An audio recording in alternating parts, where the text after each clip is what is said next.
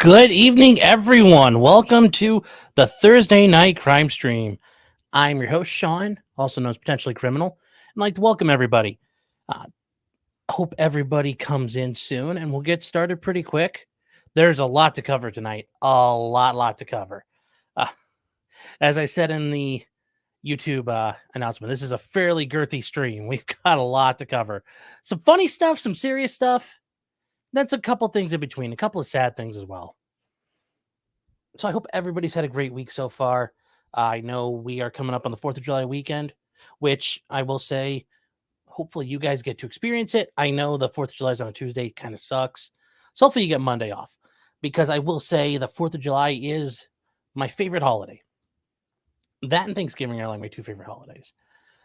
It's just the feeling you get when you wake up on the 4th of July. It's so fun. Just everything's in the air. Everybody's like energized. People are fireworks. There's grilling. You know, we celebrate all the things, the founders did, and they enjoyed themselves as a pastime and as side hustles. Gun running, smuggling alcohol, not paying taxes, shooting at federal officials. I mean, all those things are, great American traditions and values that we should uphold every year. Sometimes we don't, but just as everything in life, there's always a return to tradition. So let's see what happens. Fingers crossed. And yes, feds, that may be your threat. I don't know. You'll have to figure it out. You Fed boys are smart. Let's see, how's everybody doing? Who's over in the Rumble ghetto?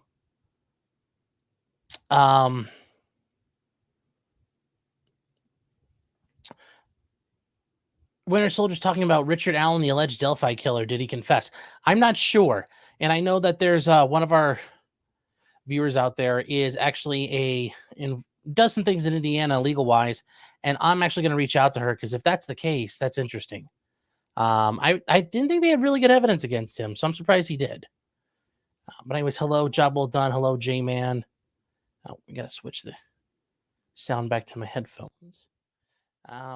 Let's see, though. Most importantly, who got first tonight? Well, let's check. Harble Warble, the first get. Yes, he did. Toothless is saying muted. Ooh, sorry. I wonder if I'm going to comment on the Kumalat and Pippa dramas. I mean, not much to say. I think Pippa talked her own amount of shit on that, so I'll let her statement stand. Jim, how you doing? He's saying, did Biden commit treason or seditious conspiracy when he said the Supreme Court doesn't have the last say on matters? Well, I'd argue he threatened democracy because he's threatening one of the co-equal branches of government. We cherish our Constitution and federalism here. But, yeah, nothing's going to happen to him. But I agree. And we'll get to some of that Supreme Court stuff coming up. Ashley saying, see everyone in 3.5 hours. Yeah, at 6 o'clock, that sounds about right. Let's see here. Where are we at?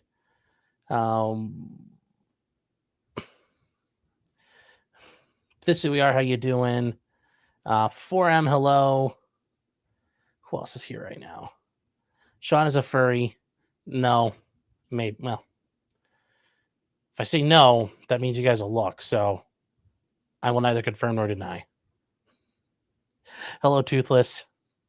We got some super chats rolling too. Damn, you guys are Let's go, Brandon, saying, just a forewarning, today's the day where no YouTube lawyer is safe from alcohol poisoning. All right, I planned ahead. The amateur iconoclast said, I heard Chief Wahoo's old costume is available. That'd be pretty cool to get a hold of.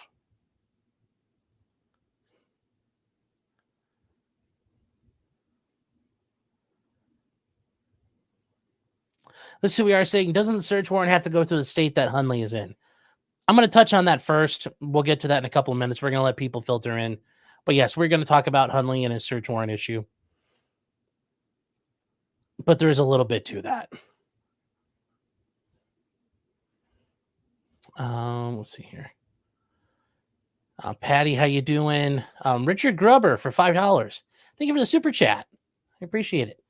Saying, happy to announce that John Crittenden Green has been sentenced to life for the murder of a family friend, Jennifer Page, earlier this week. Well, congratulations. I hope that helps your family and their family, get some closure. I truly do. Brandon for $4.99 saying, "Come on, take your beating, Sean. Break some beers with you. We're ready." Jubble Dunn says, "A White Claws." Well, Thick Boy Summer started last week, but I had to finish up these first. But we'll be on the White Claws starting next week. Mike L saying, "Did you see the new hands-free driving laws here in Michigan?" No, I did not, but God, in Ohio, I could still drive by a state trooper talking on the phone. It's a thing of beauty. I love doing that, driving down I-90, and you get New York drivers who are behind you or driving by you, and they get mad when they see you on the phone. They honk their horn, and they go like, and you just smile and keep driving. Just Joy saying, "Oh, yeah, sorry for your friend." Yes. To Richard Gruber. Yep.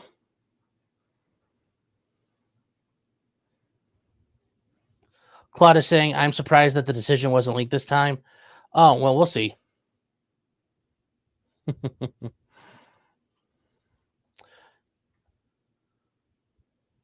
Where are we? Brimstone is saying, "Fuck Scott Peterson. The law tuber's happy with the verdict." We're going to talk about him tonight. We are going to talk about him tonight. You guys are arguing over sells 15 beers. Sweet Tooth is saying, "Late and 9:30 is 60 seconds long." So that's a lot. That's, it's my autobiography title, 60 seconds long. Sadie, hello. Nico, hello. Two Scoops, hello. Tiny Gray, talk about Cyraxx. Oh, we're going to get to Cyraxx. We are going to get to Cyraxx. Impish, I knew, saying, "I look rested. It's been a while. Good to see you looking so well." Well, thank you. Been kind of well, I'd like to say it's been a nice day, but all the smoke from Canada has been down here, so kind of everything smells like burning still a little bit. Oh, what else we got here? Is everybody? Shaky says, "I just wish there's a way to turn off a dog's reaction to them." Oh, to fireworks? Yeah. Get him a thunder shirt. That'll help. Or like a really tight dog shirt will work. Cedar Rose, hello. Just Cause, what's up? Fair Frozen 55 saying, "Wish it was better. Dealing with the petulant grandma and a staccato magwell that doesn't fit. At least with some elbow grease, I could fix one of those." If you're having a problem with the staccato, I think they have decent customer service. You might want to reach out to them. Might not be a bad idea.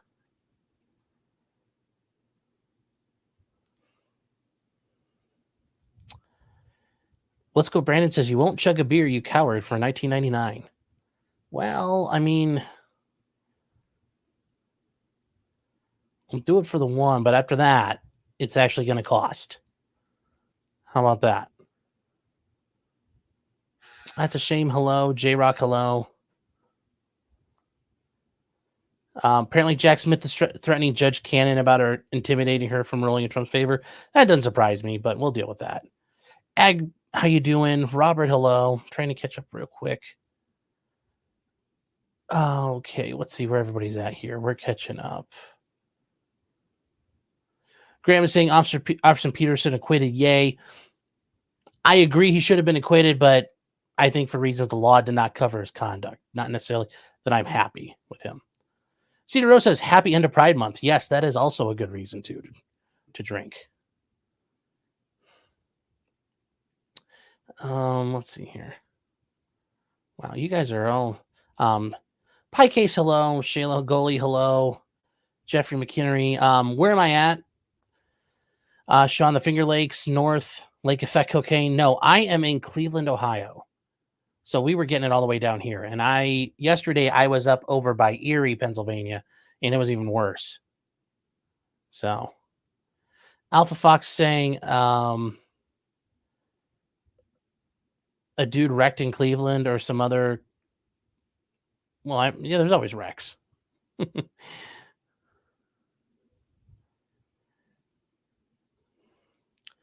Jeffrey's asking, what's the gayest criminal I've ever helped out? I've represented a couple of very LGBT people, and they were fine. They were great to work with.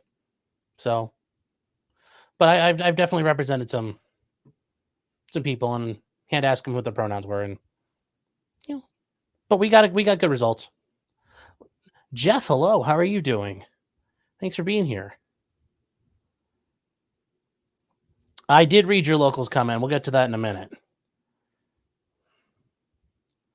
And then, I'm going to finish this, but hold on here. Fair Frozen for another $5 saying, it's a Prodigy. STI Magwell from Dawson says it fits, but some say the newer ones need to be. Oh, okay. Yeah, that's... Okay, that makes sense why you're having problems. I thought you were telling me you bought a Staccato and the magwell that came with it wasn't working, and I'm like, what? That should not happen like that. But yeah, if you're doing OEM, if you're doing aftermarket stuff, okay, that happens. Eliza's saying you have cousins in Toledo. I feel sorry for them. I got out of there for a good reason. It's Toledo.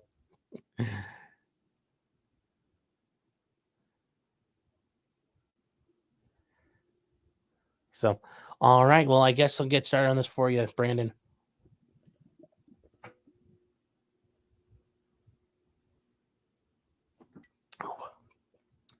Ooh, still going to hit your lips. While I'm waiting. Well, here. You'll be all right. Be all right. I always deliver. If I ever let you down.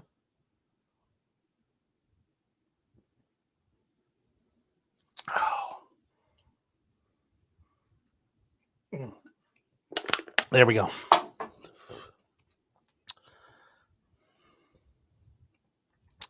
Eris, how you doing? Code 4, they paid in BJ's. No, but good to see you. I know I see you over on Odyssey, so thank you for stopping by. And P says, sorry. Apologies for you're supposed to say sorry. I'm the guardian of the Troons. Hey, I'm the guardian of whoever needs help against the state. And then, we're about to get to that point of starting up. Peter says uncivil's assessment. I don't think Peterson met the definition of a caregiver, but if he was a caregiver, then the state proved the case. I don't think he met the definition. I don't think that's the way the law was designed. But we'll start up. We're going to start there, actually, I think. Might be a little more important. Third Railify says, hey, Sean, finding something good at streaming. Where? I don't know. Send me the link. Let's go watch it. Brandon says today's lawyer hunting day. Fuck. Stabby says, you see Cyraxx got arrested? Of course I did. He's like an hour down the road from me. That was the scary part. Once I remember knowing about Cyraxx for the longest time. Then I realized he lives in Akron. Oh, guy shares the same air as me.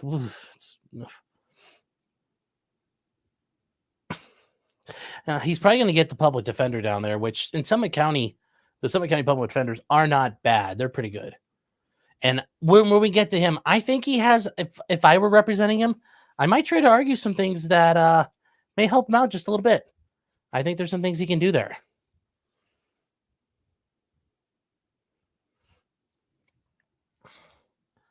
Silver Smurfer says pow right in the liver. Yes. Yes, the Titan can crush. Yes. Let's go, Brandon, for $99.99. With the super chat. Saying, you won't shotgun a beer, you coward. I got to find something I can actually shotgun it with because I don't have my knife out here. I'm not going to go look for it. So I'll have to look around for a second, but I will get to that. I think I got a pair of scissors over here. We can make that work.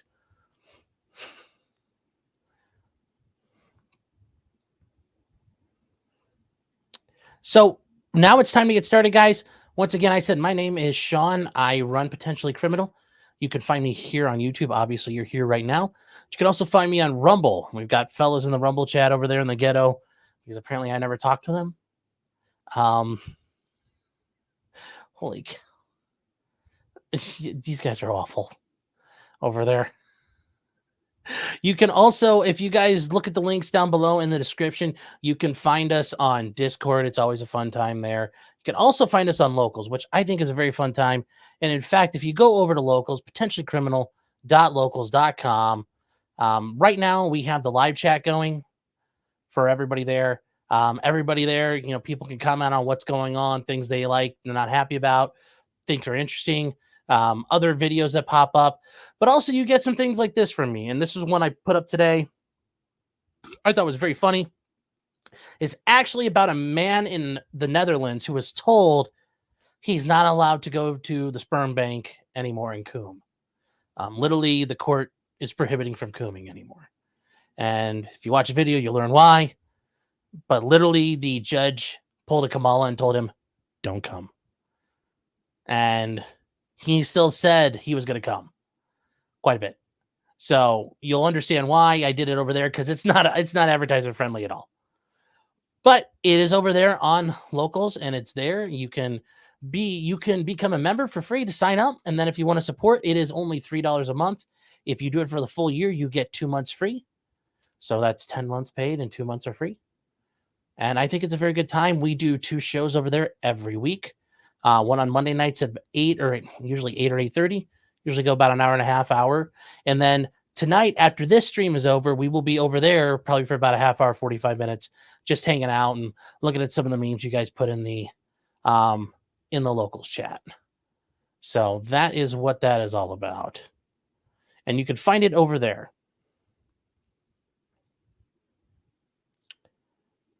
So Brandon saying, for some reason, no quotes. YouTube won't send quotation marks and they take my money. It showed up. We could read it.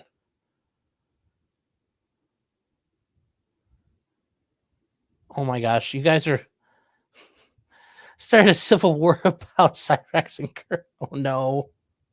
Oh no. Oh no. Oh no. This CBR says, I don't have an EDC knife. Well, most of the time my EDC is a pen because I go into courts. Now, I will say one day I did have my EDC knife, my $10 gas station special on me, and I had to leave it inside a flower box outside that secure facility because I would get charged with a crime if I brought it in. And I left it there, and I came back for it, and I forgot about it.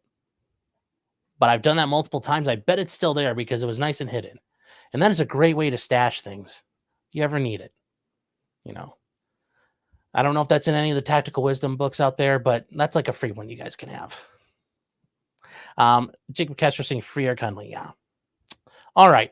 So, and I forget where the hell I said we're going to start with, but I guess we are starting with Eric Hundley tonight because a couple people asked about it. So if you guys aren't aware, Eric Hundley and Mark Gruber have a channel called America's Untold Stories. They have people on quite frequently. Robert Barnes is a guest of theirs who's a repeat guest. They cover different subjects that go on. A lot of times in the showbiz industry. Mark Gruber is in California. He's been there forever. Knows a lot about the entertainment industry. Well, they've been covering Rust from the start. They actually know and have been in contact with Seth Kinney, the guy who supplied the guns and weapons and all that stuff to the set of Rust, and have been able to learn a bunch of things that have gone on. In fact, they've broken a lot of the stories. They've broken a lot of things with that. They've gotten a lot of tips from sources. And at some point now, the state of New Mexico and the special prosecutor contacted Eric Hundley to say, well, you need to tell us our sources. Now, Eric was smart. He got a hold of an attorney. Now, it was Nate Brody, Nate the lawyer, who is not an attorney in Virginia where Eric lives, but he could still give advice to Eric. And they rightly said, we're not going to give you anything. And the prosecutor said, oh, well, we'll go get a search warrant. You know, at that point, all you can do is tell him, fine, go get it. Dare him to go get one. It hasn't happened yet, but let's say it theoretically did happen. How would that play out? Well, you get a search warrant from a judge in New Mexico and Santa Fe County saying, this guy out in Virginia, he apparently has information from a source that may help us investigate this case. And if you meet the probable cause standards, which, let's be real, they're probably going to, because no judge ever turns down a search warrant. I mean, that never, ever, ever happens. It'll get approved. But they can't just go serve a search warrant in New Mexico on Eric Hundley because that search warrant only covers where they're at, the jurisdiction. So they have to come to Virginia. And they can go get police from Virginia. And like what happened with Alec Baldwin. They went to Alec Baldwin. They went to his attorney with New York police assistance and said, we'd like your phone. Now they can also refuse all of that, and they can go to a judge here in that state and try to get the warrant enforced. That's judges don't like doing that because it's not their business. So in reality, I don't think a whole lot's going to happen here with Eric. If they really wanted information, they could subpoena his phone records because they already have his phone number. They called him. They could subpoena his phone records. They could subpoena any of the records from his cell carrier, and they could probably start digging through metadata to try to figure out who it is he's been in contact with. But time will tell how that all plays out. But in the meantime, yes, I agree. Eric was smart not to give it to him. Don't ever cooperate with the police, especially like something like this, because they don't have a case, and it sounds like they suck at doing this. So, yeah, definitely don't help them. And Tarkina for $10. Sorry, I forgot to click on this here. You said thoughts on the New Mexico prosecutor threatening the search warrant. Tell them to do it. I mean, if the cops threatening to go do it, I've been stopped before, and I'll go get the drug dog. I fucking dare you. Go ahead and fucking do it. That's all you can do. So, that's Eric Hundley. He's kind of out of the way for now. So we'll see how the issue unfolds. I don't think it's going to get any more serious than that. Really, let's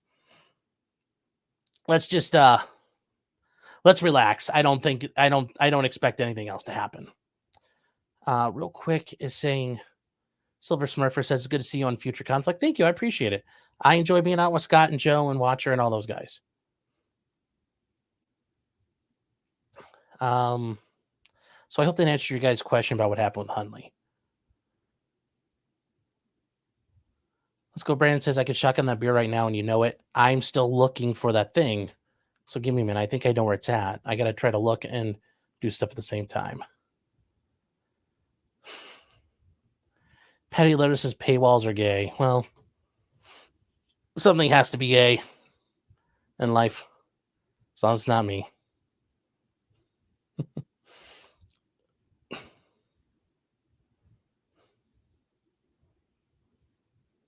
Let's see. Look for a strap in the flower boxes outside courthouses. I've done that before, and I've found weapons placed there. Never guns, but always knives. 100%. Brandon saying if I type coward, YouTube won't take the super chat. If I type coward, it goes straight through. YouTube equals gay. Huh. That's weird.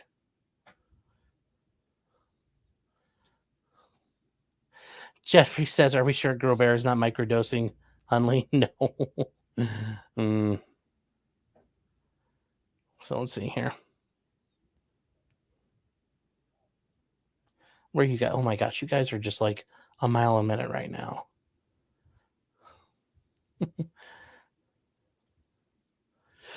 Tits and Raygood says Hundley was on Mercator's show last night and that prosecutors on Lake Santa. That's right. They don't. They would have to come to try to make that warrant enforceable, the search warrant, and it wouldn't work.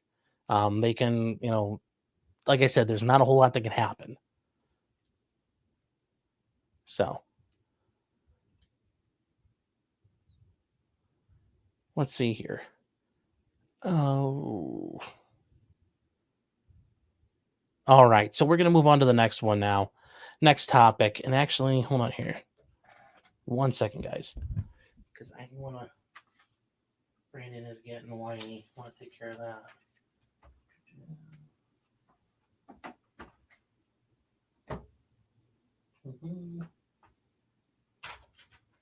Oh, there we go.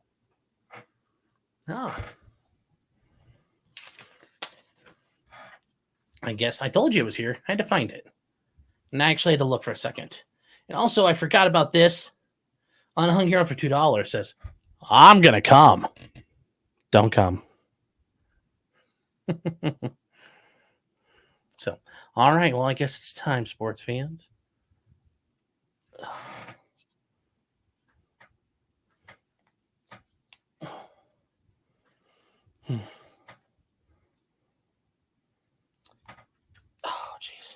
So much easier with a knife. So much easier with a knife.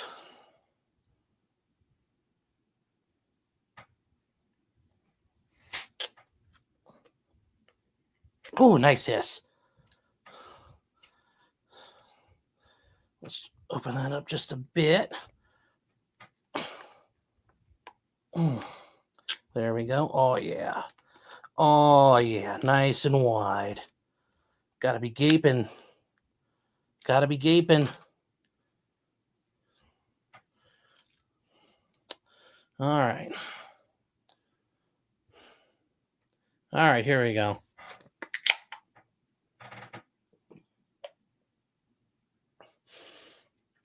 Oh, jeez. I thought I'd kill some of the carbonation. Damn.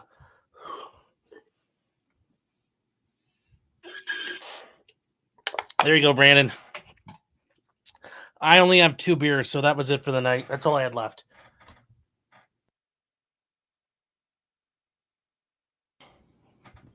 So we're all done. Oh, God. Let's get back to it. I'm using, oh, hold on. Music channel, Dutch Bushcraft Knives. I'll take a look at that.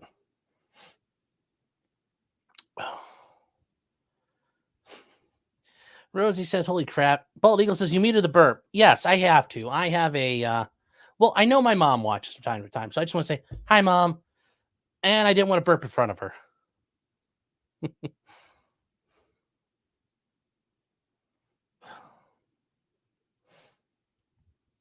Let's go, Brand says, liar.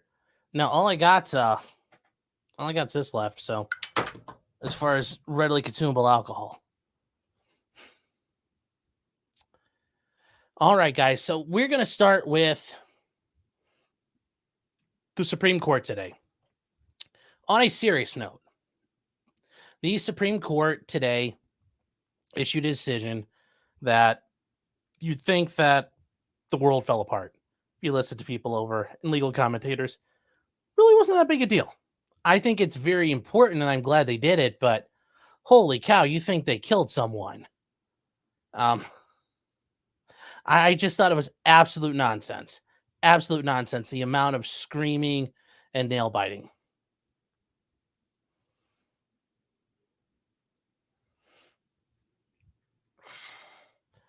Let's see here. You had David Helm's wife buying beers, and his mom was in chat as well. You know what? Well, hold on one second.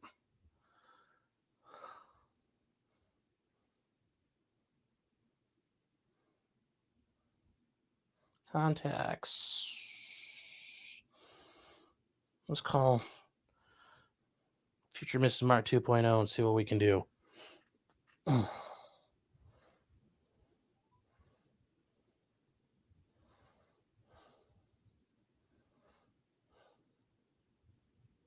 Let's see here. So we are going to get to the top of this case. And hey, are you on the way home yet? I'm yes, I am. Can you buy me like a 6-pack of Coors Light? Well, the people are demanding. The audience is demanding, so you have to give the people what they want. Yes. Can you like cold, please? I don't want the warm stuff, if possible. Thank you. All right, sweetheart. I'll see you in a little while. All right. Love you. Mwah. Okay. With that being done, we are ready to start. NL says, don't I normally... Oh, who asked? Don't I normally drink Bud? Not anymore. Not anymore. So...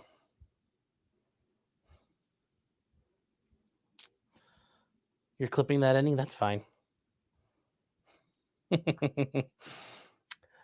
So, yes, we have Students for Fair Admissions Incorporated versus the President and Fellows of Harvard College and also UNC, University of North Carolina. Now, what did we learn about here? Well, this is an issue dealing a blow to affirmative action in college admissions. And we learn about at Harvard, each application is screened by a reader who assigns a numerical score in 6 categories. academic, extracurricular, athletic, school support, personal, and overall. And guys, I'm just reading the syllabus because that lays out the fact patterns. I'm going to go to what Clarence Thomas and Ketanji Brown Jackson. Oh my gosh, they got into it, but we just need to cover the basics. In the overall category, a composite of the 5 other ratings, this reader can and does consider the applicant's race. These were then sent to regional subcommittees that take to the full admissions committee, and they take an applicant's race into account. Everybody takes the race into account. Everyone. When the full 40-member admissions committee begins deliberations, it discusses the relative breakdown of applicants by race. Okay, and then listen to this. The goal of the process, according to the director of admissions, is to ensure there's no dramatic drop-off in minority admissions from the prior class. So regardless of what happens, they have a floor that can never be adjusted. It can only go up. It can never go down. You guys can see where this is a problem. At this end of this process, the racial composition of the tentative applicant pool is discussed with that committee. In the Harvard admissions process, race is a determinative tip for a significant percentage of all admitted African American and Hispanic applicants, meaning their race was a critical factor in them being admitted. UNC, the University of North Carolina in Chapel Hill, does a similar admissions process. They have to consider race as a factor in their review of reading applications. And their race may be used to provide a substantial plus depending on the race. So not every race is a plus. Some races are. Some people are more equal than others. You can almost call it separate but equal. I think there was a court case that you're not allowed to do that anymore, but we'll keep going. In making those decisions, the committees may consider the race. Okay. Basically, the Supreme Court held that Harvard's and UNC's admissions violate the Equal Protection Clause of the 14th Amendment. And it's true. And you guys have seen this before. We've talked about it. You've seen other videos, people commenting on it, that you can be an Asian kid with a 600 SAT, a 35 ACT, a 5.0 GPA, which I still think is ridiculous they have those anymore. And you could be number 1 in your class and you can't get in. And I think it's on TikTok where the guy applied to like all the Ivy League schools, Harvard, Brown, Yale, Princeton, Columbia. He applied to Rice. I forget where else he applied, but he got denied everywhere because he was white, because he was not diverse enough. And the Supreme Court 6-3 blew that out of the water. Chief Justice Roberts did write the opinion. It's kind of boring. The real fireworks, though, are where you get to, your boy, Clarence Thomas. Oh, Lord, child. He did not disappoint. I can tell you that much. He, little Clarence came out swinging on people.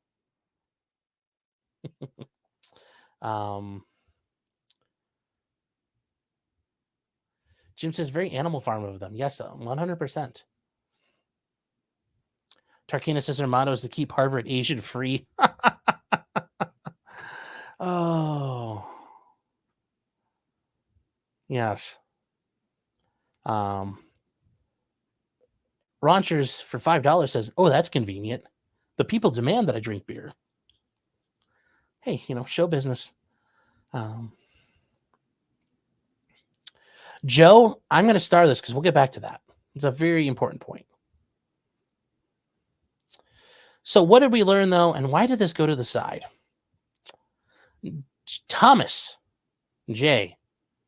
For those of you who don't remember, and I don't think I've ever done this here on this channel discussing that, the J stands for Justice Thomas, not J being his first name, because otherwise you're going to read this and say, why do they all start with J? It's Justice Thomas concurring. And he does talk about things here. And he starts off by just laying into Ketanji Brown Jackson. Just, oh, God, he gaped her open like I gaped that Coors can. Just like Ace Ventura, just like, rah, poking his head through. He said, Justice Jackson would replace the second founder's vision with an organizing principle based on race. In fact, on her view, almost all of life's outcomes may be unhesitatingly described to race, which, if you ever hear her speak and you read her writings, it's pretty much how she looks at it.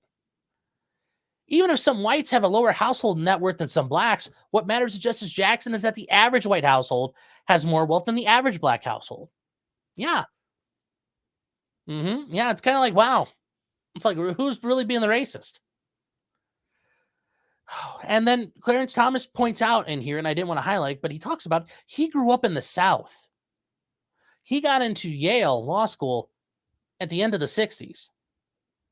He grew up in a very poor environment. Like, he grew up in a really bad environment. He grew up through Jim Crow. He had to live it firsthand. And he just points out, and he also, I love that he quotes Thomas Sowell. I mean, that's always great when he does that. I know he did that, probably pissed off Justice Jackson so fucking much. He did. But he points out that with these race-based admissions, what it cannot do is use the applicant's skin color as a heuristic, assuming that because the applicant checks a box for black, he therefore conforms to the university's monolithic and reductionist view of an abstract average black person. For those of you in Rio Linda, he's just trying to say, you can't just say because he's black, therefore he's got a diverse viewpoint.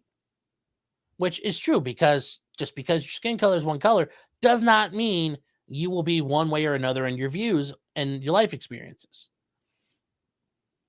And if you notice, Justice Jackson, that is always capitalized. So Justice Thomas will be always capitalized too.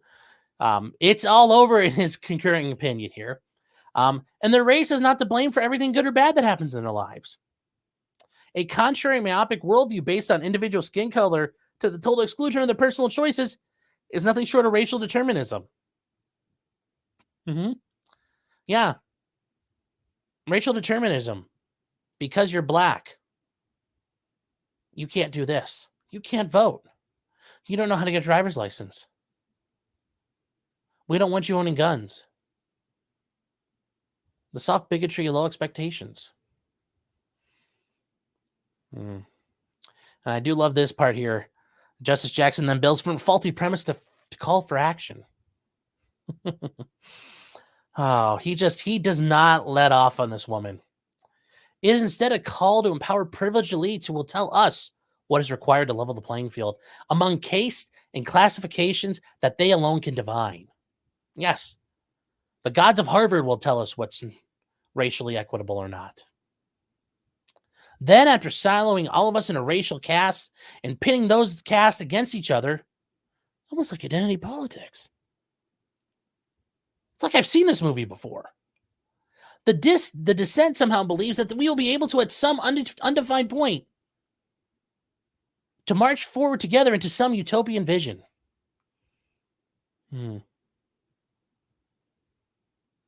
Wise words from this man. Calling it out. And he does point out here, social movements that invoke these sorts of rallying cries historically have ended disastrously. It's like George Orwell wrote a book about this. About animals on a farm. In fact, and just Clarence keeps lighting them up, guys. In fact, there would seem to be no logical limit to what the government may do to level the racial playing field.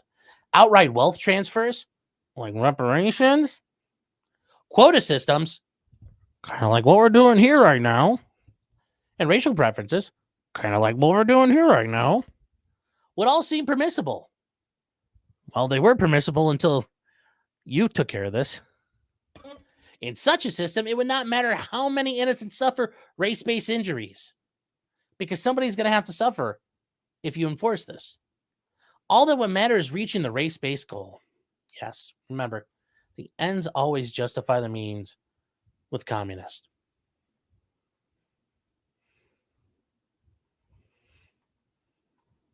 And I would encourage you to read all of Thomas's concurrence. It's very good. It's not super long either. Though Justice Jackson seems to think that a race-based theory can somehow benefit everyone, it is an immutable fact that every time the government uses racial criteria to bring the races together, someone gets excluded. And the person excluded suffers an injury solely because of their race. It doesn't even have to be race, though. Every time the government gets involved to try to fix things, to try to level the playing field, to try to encourage some sort of equity, it causes problems. When it decides winners and losers, it causes problems. Now I understand we're getting a little more libertarian there. But regardless, every time the government gets involved, they force someone to lose. And someone gets the shit end of the stick because the government says so. Not because of happenstance or luck or just the way things broke. But it's because the government decided you're getting the shit end of the stick.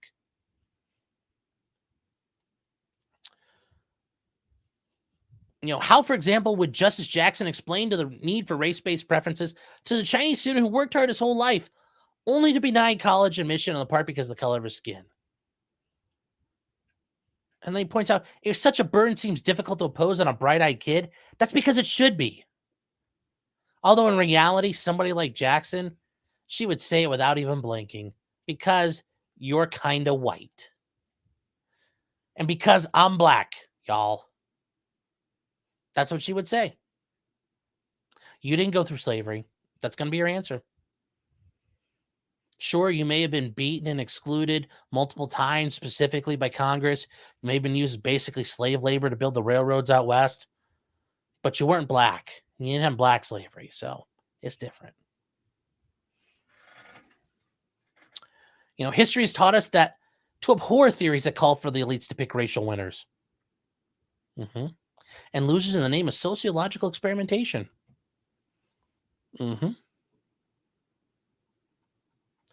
And, I left it here because I didn't keep, I kept reading, but this vision of meeting social racism with government-imposed racism is thus self-defeating, resulting in never-ending cycle of victimization. And the 14th Amendment did chart a way out. A colorblind constitution that requires the government to, at long last, put aside its citizen skin color and focus on their individual achievements. And why wouldn't we want that? Sounds really good. It's where we should be.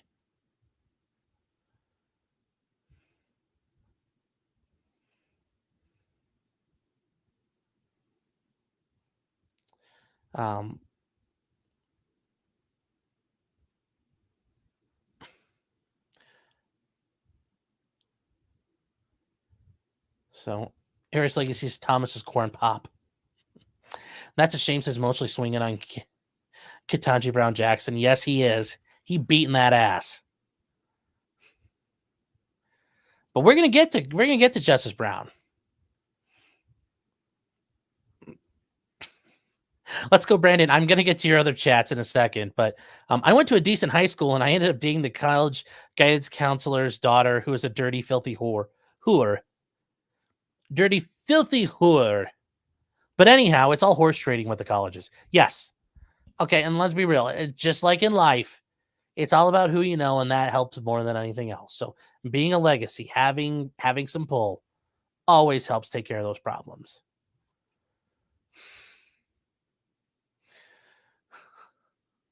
Yeah, Porcelain Thunder. Yes, Thomas was dirt poor. Alpha Fox says, look at old pics of Thomas. Dude was a farm ant. He looks. Yeah, he grew up hard Scrabble. Yeah, he did. We're trying to catch up here. Eric Foam saying Charlotte's Web. You're a funny guy. That's it. No shots. You get the pride flag. I'm trying to educate. Okay, we're going to get to the shots in a second. Take. Eris says, I am the shitty stick. Sniper's Nest. Hey, man, how you doing? Saying, just re-rigged the boat. Now I get to relax watching you. Well, I'm glad you're here. Okay. All right. Well, okay. It's time. Patty says, oh, you're never late. We're always on. And then Alpha Fox saying, clapping those SCOTUS cheeks. Yes, he is. And we'll finish up what Justice Brown Jackson Jackson says in a second. Let's see here.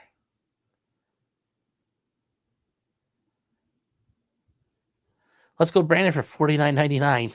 Damn. Says, while we wait, let there be shots. All right, we will have a shot. When we'll finish this one first.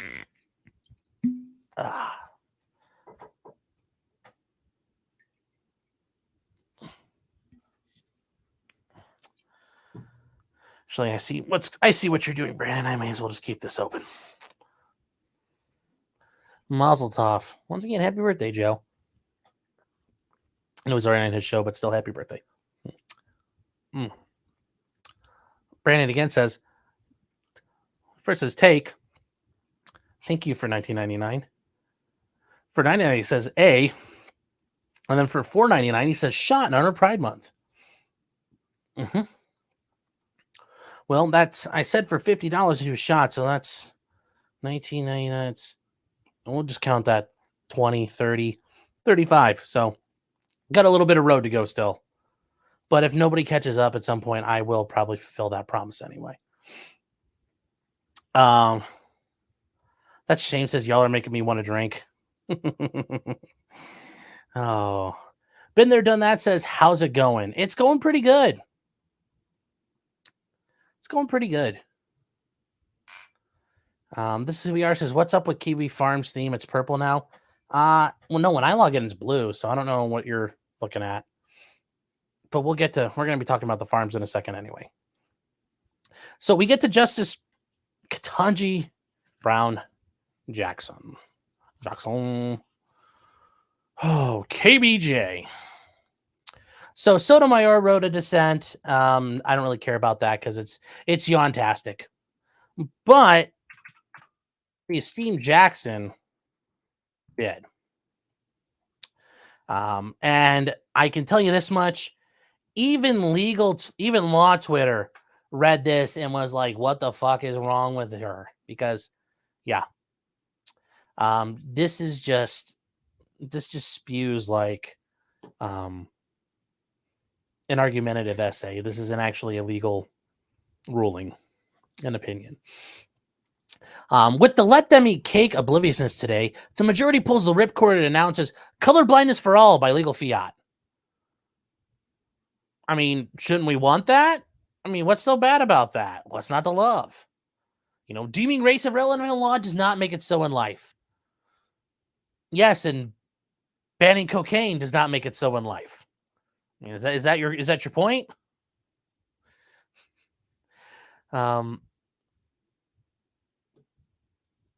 This part here, though, guys, this is more suited for Twitter than it is for a Supreme Court opinion. Although formal race-linked legal barriers are gone, race still matters. So we've taken care of the systemic racism. We've knocked out the institutions that perpetuate it, which should. Okay. But the race still matters to the lived experiences of all Americans in innumerable ways. How the fuck are we can't fix everything. The court uses the law. The lived experiences. How the hell do we fix that? I mean, really, Justice Jackson, tell me, how do I fix that? We just let schools do this forever? Like, how are we going to know when it's good enough? You don't set a limit. The limit is I'll tell you when it's good. You can't do this like obscenity where I can tell you when I see it. No. She laments, if colleges in this country are required to ignore a thing that matters, it will not just go away. It will take longer for racism to leave us. If we don't focus on race, racism is going to stick around. Ultimately, ignoring race just makes it matter more. Yes, because we have to keep focusing on it. We have to make race in the forefront. Hey, you know how we're all different. Instead of, it doesn't matter. No, we have to keep focusing on the differences and the divisions. Because if we didn't, she'd have nothing to complain about. She wouldn't have a legal career if we didn't. It's just like Al Sharpton and the other race hustler. She's no different. She's a race hustler. She just happens to wear a robe. That's all she is. And you know what? I hope this gets to her. You're a race pimp. It's what you'll always be. You just happen to have a slightly a quasi-dignified, camouflage you get to operate under. That's all you are. Oh, my dog got stirred up. And that was it for her. Long story short, she got BTFO'd.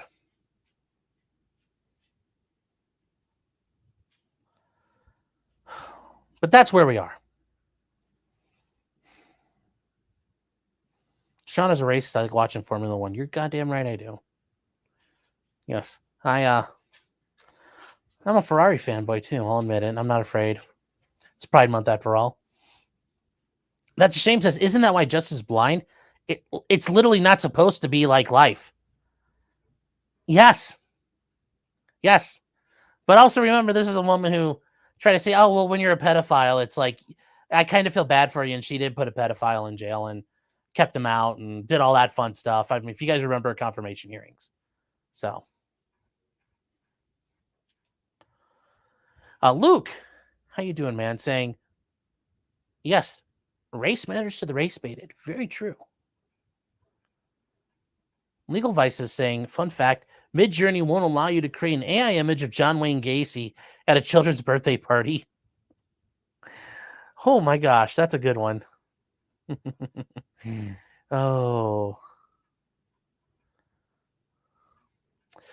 Been there, done that for $15. Thank you, sir. I appreciate the super chat. Appreciate the support. It says, get you to that shot. I can see that you and Brandon are working hand in hand here. You know, it's like Wonder Pet say, how's it going to work? Teamwork. Hold on a second. Hey, buddy, go lay down. Go on.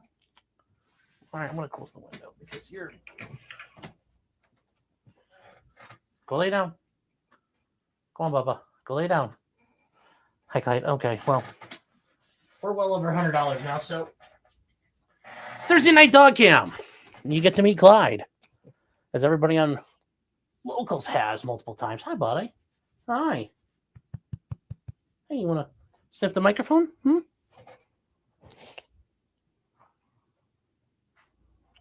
right, buddy. I think you're so much cuter than Fudbuster's dog. Yes, I think you are. You're so much cuter.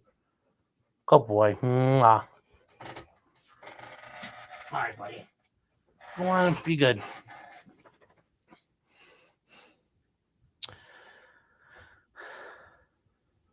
Wait, hold on. Who said I'm dodging them? I'm one behind now.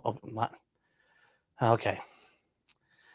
For Sean, the shot dodger for $49.90 that says, "Don't you dare kneel in front of the Good Logic Temple of slow rolling shots. You're two behind." Well, you know, I'm going to catch up right now. How about that? I was only one behind.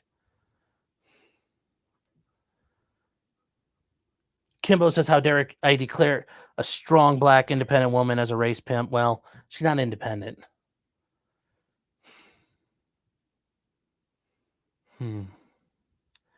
Harris Riley says, "Is there a legal way to get her to step down from the court unless she retires or she's impeached?" And any of those ain't happening. She'll stay there till she dies. Brim still says black on black violence at the Supreme Court. And then Alpha Fox saying race vulture compliments at AIU. Well, here's catching up on the one. Thanks, been there, done that.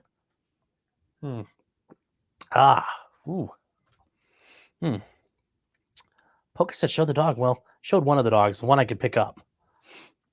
The other one's 100 pounds, and he is not going to get picked up. He's got a bad hip. So, can't pick him up. D. Dyla says, Jackson and Sotomayor, who will win dumbest tent on the bench? They're both going for the high score, so. And that's a shame. Says, she's just touchy. Joe Biden openly put her on the court for the basis of affirmative action. No, the qualities in being black and a woman, and she deck what one of those is. So there we are. We'll get to this right now. How dare you? Mr. Squiggle says, oh, he looks like me. One down, 4 more to go. No, I had beers. How are you counting 4?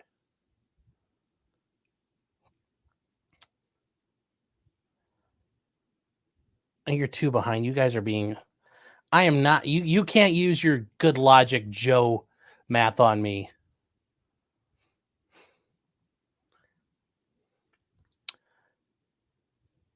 So, let's see. Yep, KBJ is the DMV lady. Yeah. Yes. Can I make it through the news lawyer math? Oh, doesn't even know. Okay, yeah, sorry, I'm not up on that. So that's where we are with Supreme Court. There were a couple other decisions that came out. The one involving Colorado with the threats. I'm probably going to do a separate video on that coming up. So,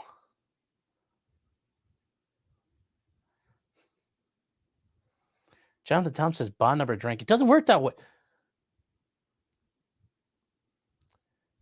It doesn't work that way because we're in the same class. We're literally in the same pledge class. It doesn't work that way. And besides, I have a lower bond number than you. You can't, it doesn't work that way. So anyway, moving on.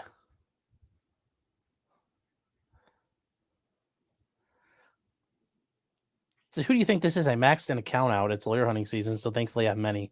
I know you have accounts like drug dealers have burner phones. There we go.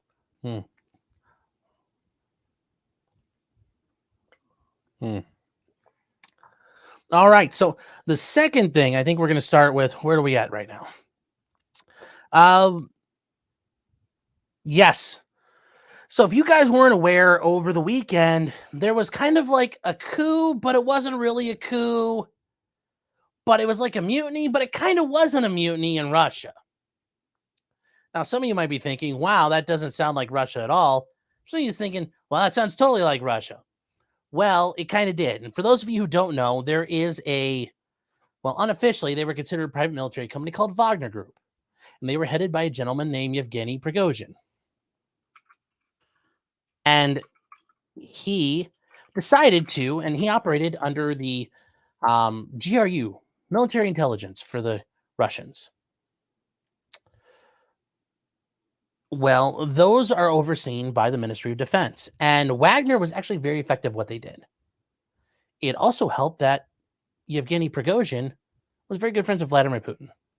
In fact, the reason why Prighozhin and Putin are friends is Prighozhin runs a food company and initially started doing food services for the Kremlin when back in the early 2000s. In fact, there's a picture of Prighozhin running the catering for when Bush came to the Kremlin and had dinner with Putin. It's very interesting. Looking back in hindsight, like what the hell's going on? Anyway, Prighozhin has been having a pissing match with the Ministry of Defense. Well, things came to a head when he marched into Rostov, Russia, and took over the southern military headquarters, and then started driving north towards Moscow, which, for those of you thinking, wow, that sounds 100% like a coup, well, kind of didn't. I don't know. Well, what do we know happened? Well, things died down very quickly. It was basically a 24-hour nothing burger. A couple of helicopters, like 3 helicopters got shot down, and that was it. I mean, I expected like bodies to be stacked like firewood everywhere, but nothing happened. Nothing happened in Russia. And on the front lines, the Ukrainians, for some reason, didn't decide, hey, we're going to advance and take advantage of this instability. No, they sat around with their fingers up their asses. Don't really get it. Regardless, things were resolved, and Yevgeny Prighozhin was kind of given a pass. And how do we know that? Well, he was allowed to leave to go to Belarus. And that happened because, he committed a crime, technically. He stood up to the boss, Vladimir Putin. And I just bring this up because technically it is a crime. And why is it a crime?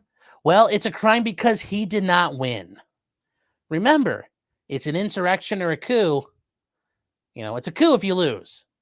If you win, it's just taken over. Well, he did not win, and he allegedly made a deal, but it sounds like he lost a lot of power there. But either way, he said he was sorry, and the Russian government allowed him to leave to go to Belarus. And all the Wagner fighters that stood up with him are allowed to go to Belarus. Now, if you listen to Future Conflicts, the Virginia gentleman, Stan, has a theory that this is all an elaborate plot, so Wagner can go over and guard the nukes in Belarus, which sounds pretty good. Or they're going to take all those dudes, and now they have the most competent fighting force in the Russian military just outside of Kiev, which, if you guys are remembering last year, didn't turn out so well, but these guys are probably going to be a little bit better equipped. So we'll see what happens. But I just like to say, he did, according to Russian Law did break the law. The FSB was looking for him, but he talked his way out of it. So we shall see what happens from there. Maybe they kill him, maybe they arrest him, but for now, nothing's happened. But it is a bit, legal related. Eric Foam says, "I'm awfully sorry." Yes. Alpha Fox says, "I'm sorry, oopsie doodle." Elijah saying, "Has anyone heard from him lately?" Yes, he has been seen lately.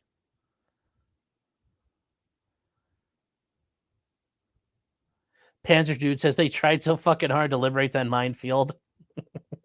Yes. Oh. Amateur Iconoclast says, "But how do you arrest the guy with surface-to-air missiles and main battle tanks?" I agree, that's part of the issue. But they made something work. JP says slobs are weird. Yes. This is who we are says CIA gay ops. Yes. That too. Panzer Dude says no, they fucking tried. They didn't try any more than normal. They kept fighting over that one same village all the time and setting off landmines. That's a shame, says some coups are coupier than others. No, very true. But that was just so you guys understood what was going on there.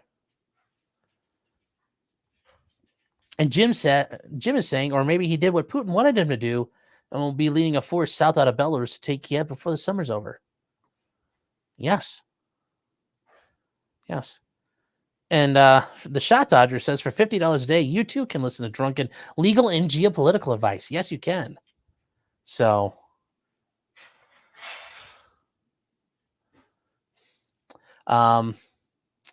Stormcrow for $10, thank you. I appreciate it, man. Saying, my favorite coup theory is that the union went on strike in a fiery but mostly peaceful protest. Yes. Thank you for the super chat. Oh. So that was there. I just thought it'd be interesting to cover just because it did happen. And it didn't get a lot of coverage. Kind of started and fizzled out. Oh, hold on.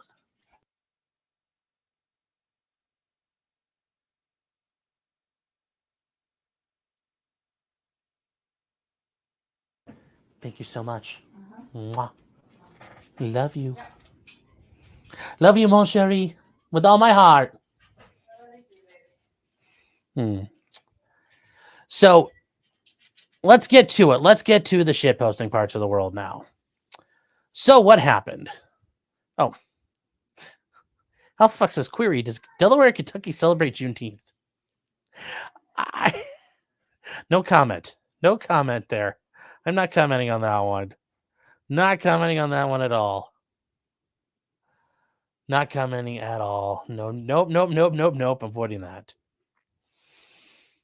Oh. Professor J. Volts, Michael, Uni, God. That sounds like a medical disease at the end there. I'm sorry. It wasn't a coup attempt. It was a coup. It was an attempt to oust the corrupt defense minister that was losing the war and keep Putin in the dark about why. Yes. And it was. And I'm trying to simplify things. Yes. People like Prighozhin want to murder Ukrainians. And they view Shogoi, the head of the Ministry of Defense, and Putin actually, technically too, being pussyfoots about it. That they won't let the Russians go do Russian stuff, kill people, break things, and light them on fire. Prighozhin wants to go do that Russian stuff, but he's being held back. And the Russian army wants to do that too. But it sounds like there's some issues. Gerasimov, Surovikin, things are getting shifted around. Shogoi's on the way out. It showed earlier in the week when he was in the security meeting, he was wearing a suit, not the uniform. So Shogoi's probably done. Shoigu. Yeah, Shogoi. Doesn't matter. He's gone. Gonzo. That's all that matters.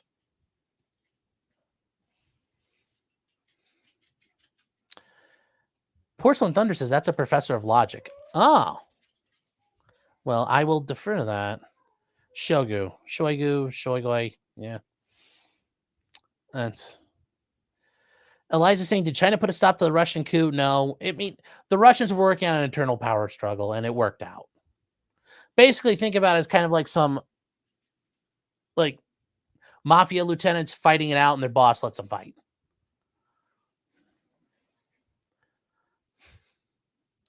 So Peter Spinney says shy guy. Okay. Okay, I gotta see this one. Jacob Castro says I'm gonna fly a Wagner flag outside my house. No. I wouldn't recommend that. That'd be hilarious though if your neighbor's flying a Ukrainian flag. All right, guys, on to the shitposty part of the night. Cyraxx. And for those of you who are not terminally online, you're wondering, who the fuck is Cyraxx? And then some of you might be thinking, well, wait, isn't Cyraxx one of the characters in Mortal Kombat? Yes. For those of you who don't know who Cyraxx is, it's not the Mortal Kombat guy. And I apologize, you were better off in your life not knowing who this was, but, you know, I'm going to be Aladdin and you're Jasmine. You know, I can show you a world full of N-word towers, shitpost, and lol cows, screaming, ring, and getting arrested. I can't do the rest. I can't think of it as I go. Anyway, Cyraxx. Oof. I guess we'll start with, who is Cyraxx? He's a guy in Akron, Ohio, and oh my god, we're gonna have to show his face. Yeah, this is gonna be rough. I apologize in advance. Oh boy, here we go. This is Cyraxx, known as Chance Wilkins, known as Cyraxx.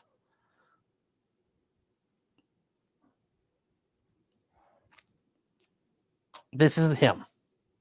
Now, I know some of you are thinking, wow, he looks like this is really him. You're thinking, wow, he looks like the guy in RoboCop after he runs into the acid tank with his car. Kinda.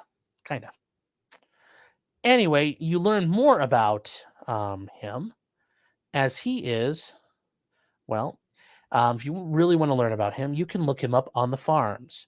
He has his own page. And his page there on the forums is one that really details everything about him. And just so you guys know, guess what I didn't do? I logged out. So booyah again. You can start reading him. This is what his page will look like from the start. And he is just, bad news. A true lol cow. Well, what happened to our boy Cyraxx? Well, he has engaged in the things you might call PDF file related, and people on the internet who are trolls who decide to go out and engage in people in real life and harass lol cows. Ethan Ralph calls them A-logs. Decided to go harass him in real life and went to his house in Akron and had a sign saying Cyraxx is a pedophile. I'm saying what the sign said. And Cyraxx came outside, and the guy filming it had his camera running, and he recorded what happened to Cyraxx. For some reason, he lost sound, but he did record it. And here's what happened. So this is Cyraxx's dad right here. And then shortly, you're going to see Cyraxx himself come out. And if you notice, he's carrying a baseball bat. Well, in Ohio, that's, threatening someone with a baseball bat is not legal. And he comes out threatening him. And yes, that's the camera's blurry, but Cyraxx does really look like this in real life. Like I said, I don't know what his deal is. I don't know if he's part alien or like what, but anyway, he starts threatening the cameraman. And it keeps going for a minute or two. And eventually he starts swinging the bat at him, which is assault. And eventually the cameraman puts his camera down, and here we go. Swing, assault. It's still assault. And the cameraman grabs the bat because Cyraxx has the shoulders of a 9-year-old girl. And he's so weak, the guy can pick up his camera and keep filming, and he yanks the bat away from Cyraxx. Oh. Which then leads to him calling the police, and you're going to hear some howling. And that's not a well, it kind of is like a werewolf, but you will hear some things.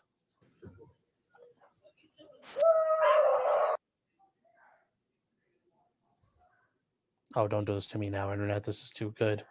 This is Kino. You guys couldn't hear anything before. The guy did not have sound recording for some reason.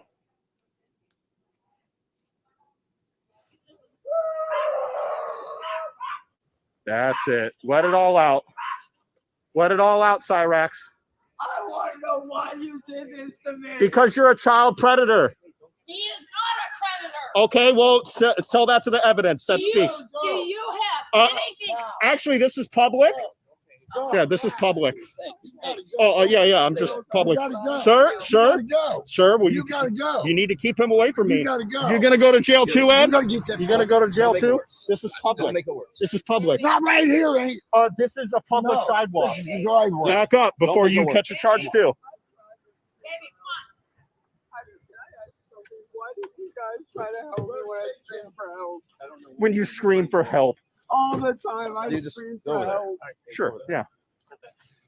I'm sorry that this happened. This is a trial one for when they arrest you for being a pedophile. So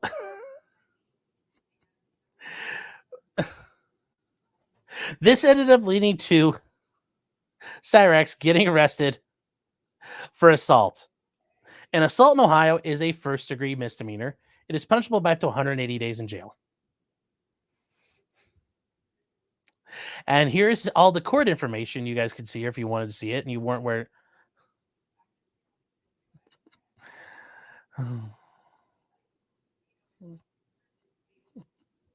Yes, it's just, there's a little bit about him. And it's charges were filed, his birth date, if you guys ever want to know all that, but he's charged with assault. So he can face up to 180 days in jail and or $1,000 fine. Neither of those are mandatory in Ohio, but he is facing those. He's also potentially facing violations of a protection order, which lead to another 180 days in jail. So we'll see what those happen. And some of you might be thinking, well, if it was a bat, why wasn't it felonious assault or assault with a deadly weapon? In Ohio, you have to show serious bodily injury. So if that guy standing there had broken a finger or needed stitches or suffered a disfiguring injury like a really bad black eye or a broken nose, he probably would have been upgraded to a felony. But because none of that happened, it's only a misdemeanor. And this is the highest level misdemeanor in Ohio. You could only face 180 days in jail. He was bonded out for $2,500, 10%. His mom posted the $250 with the court. And he has a pretrial hearing on July 3rd. I am not going to that because I have stuff to do on Monday. I have an appeal that's due. I need to make sure it's turned in. But I may go ahead and try to figure out what's going to happen if there's a plea or a sentencing. I probably will go down and film that. And then I'll figure out a way to get that on the farm somehow. Maybe I'll start a burner account to get that up on the farms because I think that'll be some hilariousness there.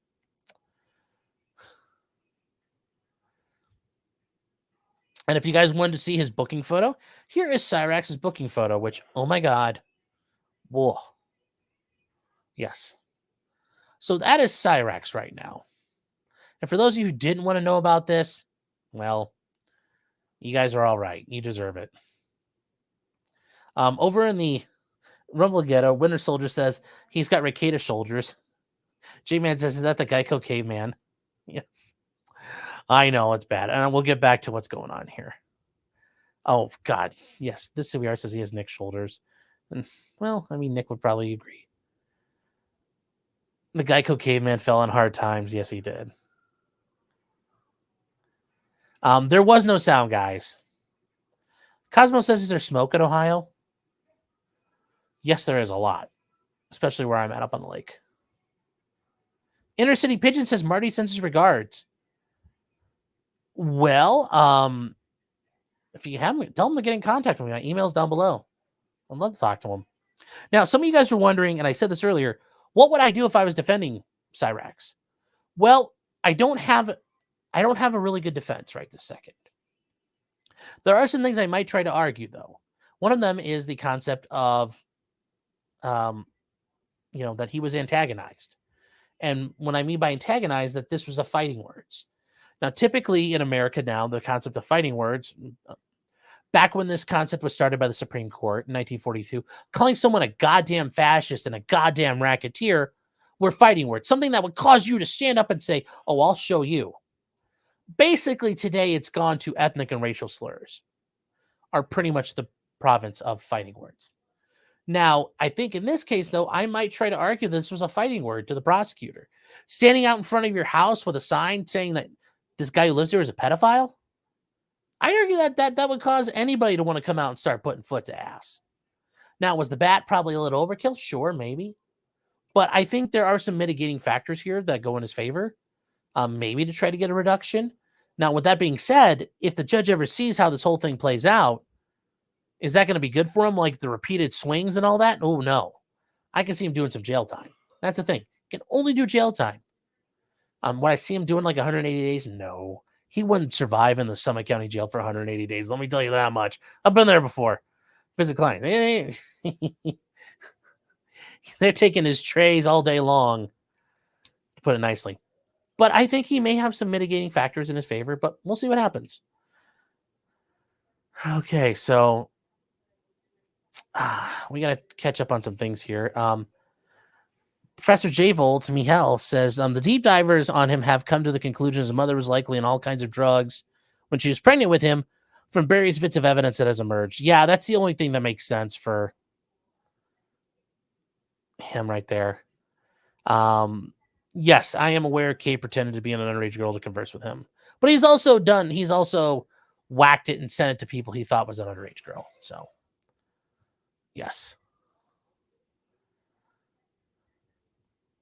Sweet Tooth is saying with the castle doctrine, there wouldn't be a castle doctrine. You could argue the house is so short. He's not on the porch. He came out, and that's the thing. He came out, and this wasn't the guy causing harm to him. So you have that issue. The bigger point is, though, in Ohio, there is no longer a duty to retreat in any situation. So castle doctrine really wouldn't apply here.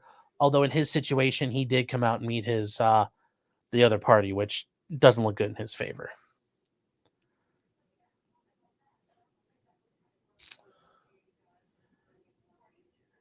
So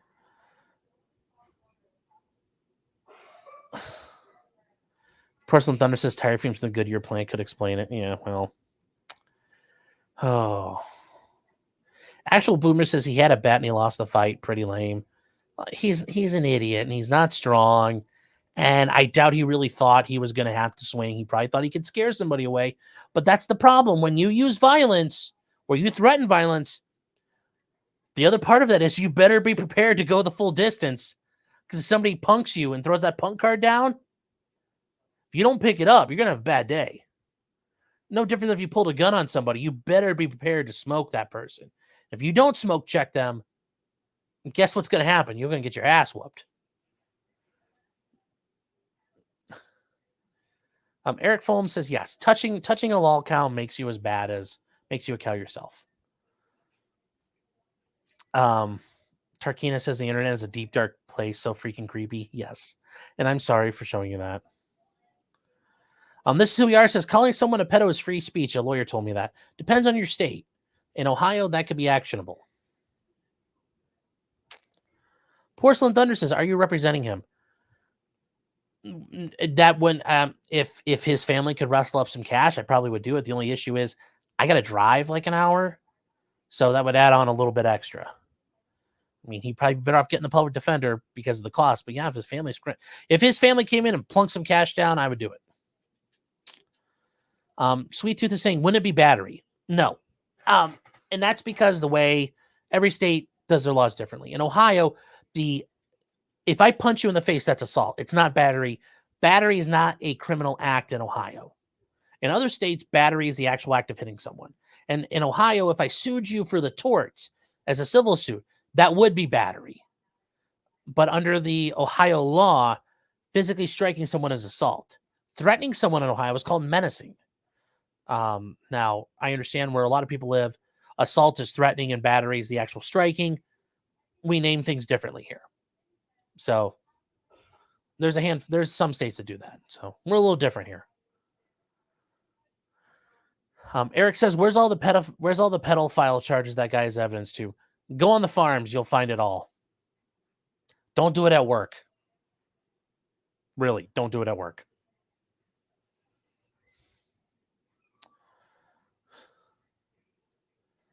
Sean's behind. I'm trying to catch up here. Sinos Bergo says Sean will be hired to be the defense attorney for Cyraxx. Fuck yeah, I'll do it. Poca T says Sean's debt moment. If he hired me, I would take his case. If his family came here, I would 100% do it. And I would be swinging for the fences to get this thrown out. Robert Lawrence says he lived through the fatality. I get that joke.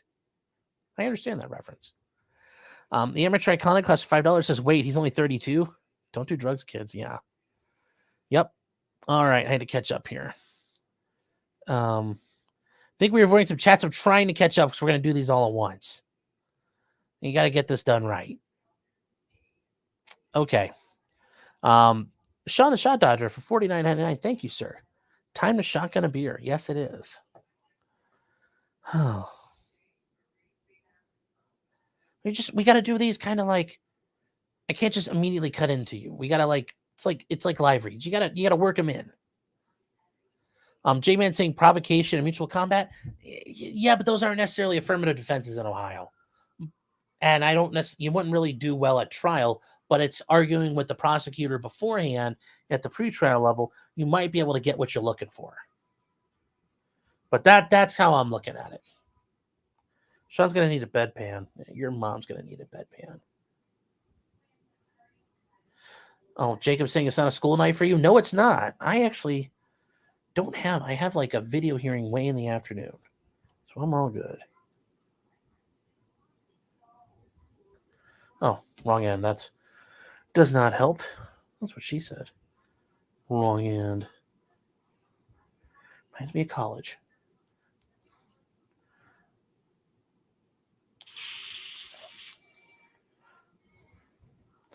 All right, there we go.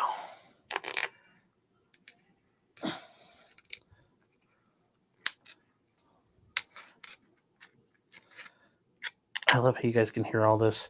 Should be like Wrangler Star. Beloved, did you know that with a pair of scissors, you too can drink a beer in 3 seconds?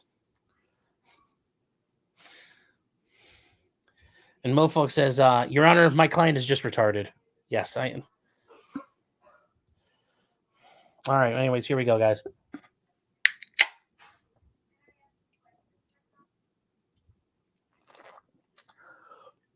Ooh.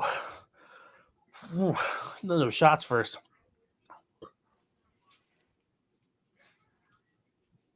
Also, hi, Mom.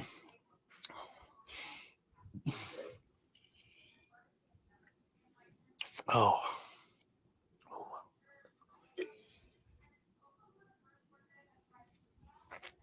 Oh.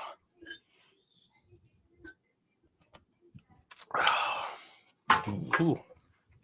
All right, there we go. That's one down. We're going to take a second.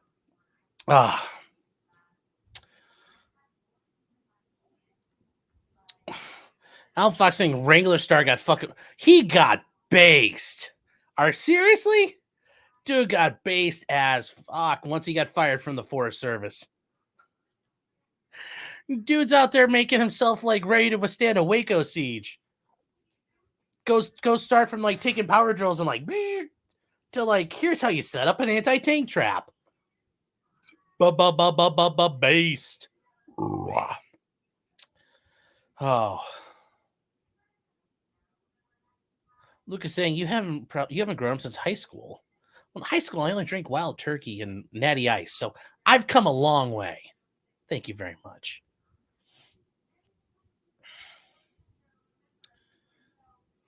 So, Portsmouth Thunder saying, did Hayden do that? No, that was a little foam there. So, Kimball says those safety scissors for children. No, I actually ended up going like a little lower on the can than I should have. So I was trying here. I was kind of running in the reinforced rim. Had to go up a little higher. So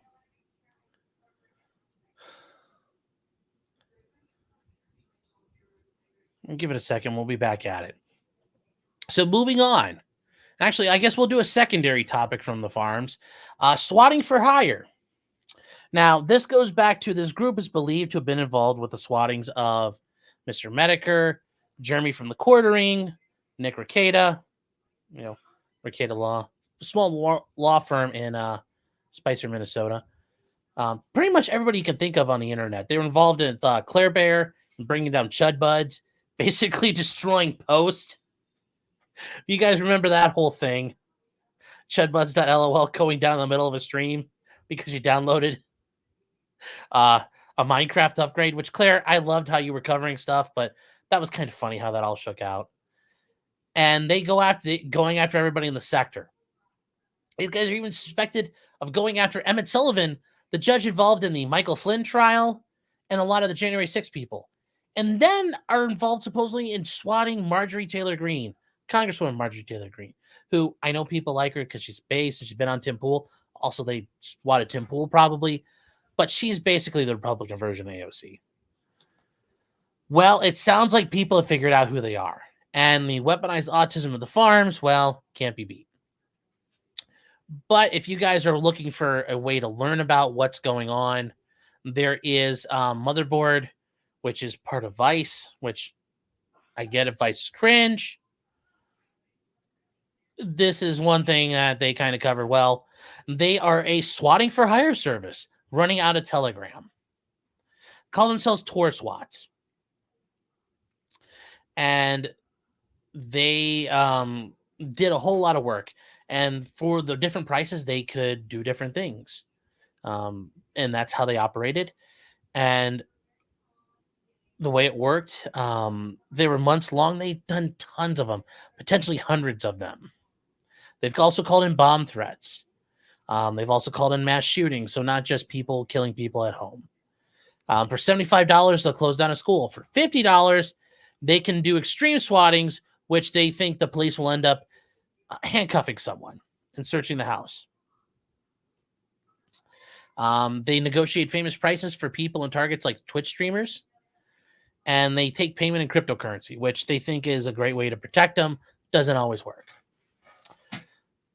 But I will say the farms are the farms, and they've done their research. And I won't go through all of it because it is absolutely insane to read through. But they did do some work. And they, like one of the guys on there says, "This is insane. I don't understand half of it." That's pretty much where I'm at. Where is it on here? Yes, here we go. And this is in the Ethan Ralph subforum of the lolcow. Tor Swats, Entropy, and they go through, and there's a bunch of people that are involved in it. But they list everybody there. Anybody involving Ethan Ralph and Nick Fuentes from America First, they've gone after. They've really gone after all kinds of people. So if you guys want to look into it, it is very interesting. It sounds like things are kind of wrapping up, and they might actually end up arresting people out of it.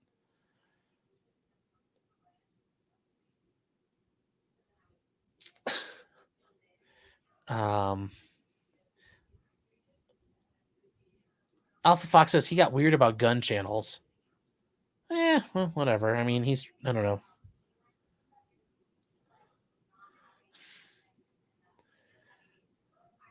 Eric Foam says Mama Martin is probably shotgun and beers too. No, she drinks wine. My mom's a very sophisticated, classy woman. She drinks a lot of wine.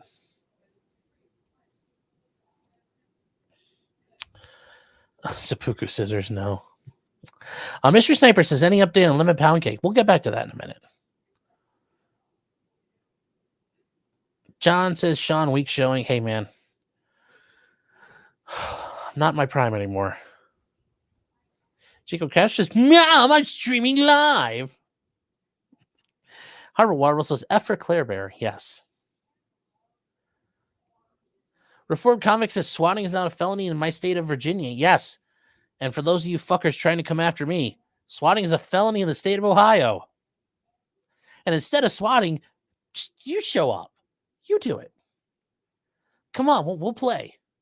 I'll pick up the sticks. We'll play out in the front yard. It'll be fun. It'll be like 1v1 Rust. Holla at your boy. Panzer Dude says nose guarding. I'm not nose guarding. Just saying Nick Ricada is a Ricada Law, small law firm in Spicer, Minnesota.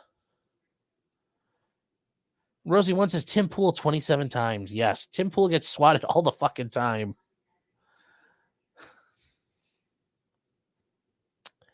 Stephen Cooper says, did I say horse twats? Sure, they're horse twats. Greg McNeely says, when being sentenced to 3 years, a criminal said, hell, I can do that standing on my head. The judge looked at him. The judge looked at sentencing guidelines, said, hell, you can do 8 years on your feet then. I've never heard that joke. That's funny.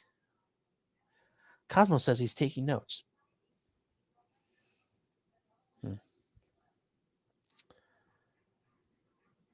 Shotgunning wine, fancy. Oof. I did that once in college, and that was so bad. We did what's called a Tour de Franzia. And, I had the worst headache in the world. And I drank the whole box. But God, I've never done that again. Iron Age Phlebotomist says, rest in peace. What? No way. Donna. Oh, she's still in the hospital. She's still hospitalized. Okay. She ain't dead yet. Don't do that to me. Actual Boomer says, bring your rock. Been there, done that. Says, pick up the sticks, bruh. We're going to get to that.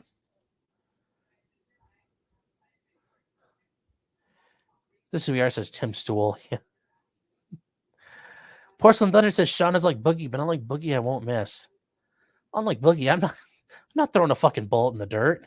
It's a fucking waste of ammo, dude. Talk is cheap. Ammo's expensive. And besides, the social, like, when I come to the door, it's loaded with a mag for social purposes. Like, it's party favors. Got, like, PDX-1 hollow points. And then in the rifle, it's like a trace. It's a mix of, like, M193 ball, M855, and M856, man. And some SS-109 thrown in there, too, dude. It's like a bag of Chex Mix. Just reach it like puppy chow. It's going to be all kinds of fun shit for you. Sean wants to play swords. Sure. It's Trenton said, you hear it? The murderer who got caught after 39 years. They all do. Oh, you guys got me. Yep, got him. When you come to my house and if you try to die, like I said, instead of swatting, you swat me personally. I'll be like standing over you, streaming it. Got him. You see, go Wagner. Yeah. Pike says as Tug says my doorbell reloads. Oh. No, you come into my yard, dude, I'm going to cut loose, and my neighbors are going to think it's Saving Private Ryan outside in the front yard. So, Sean will do it quietly. No, I'm going to stream it. I'll be streaming it. Depends. If you do it in the middle of the night, I sleep naked, so the last thing you see is a naked me shooting at you. Think about that. Be wary of that if that's something you really want to do. Last thing you see before you die is me teabagging you, like literally. I don't know, bro. That'd be rough.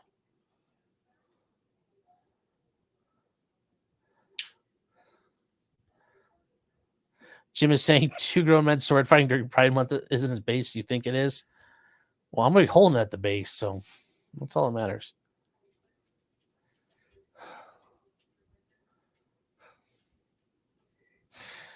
Sean Bird says, yikes. I know. That's what they're going to say, too, when I come out the door screaming. Ag Biochemist says, remember to put on pants. Why would I do that? That takes time, man. That ain't no good. Name of some sorts, I feel like your gun would hit someone's face before your balls. hey, life is about hypothesis, the scientific process. So we're going to need somebody to volunteer.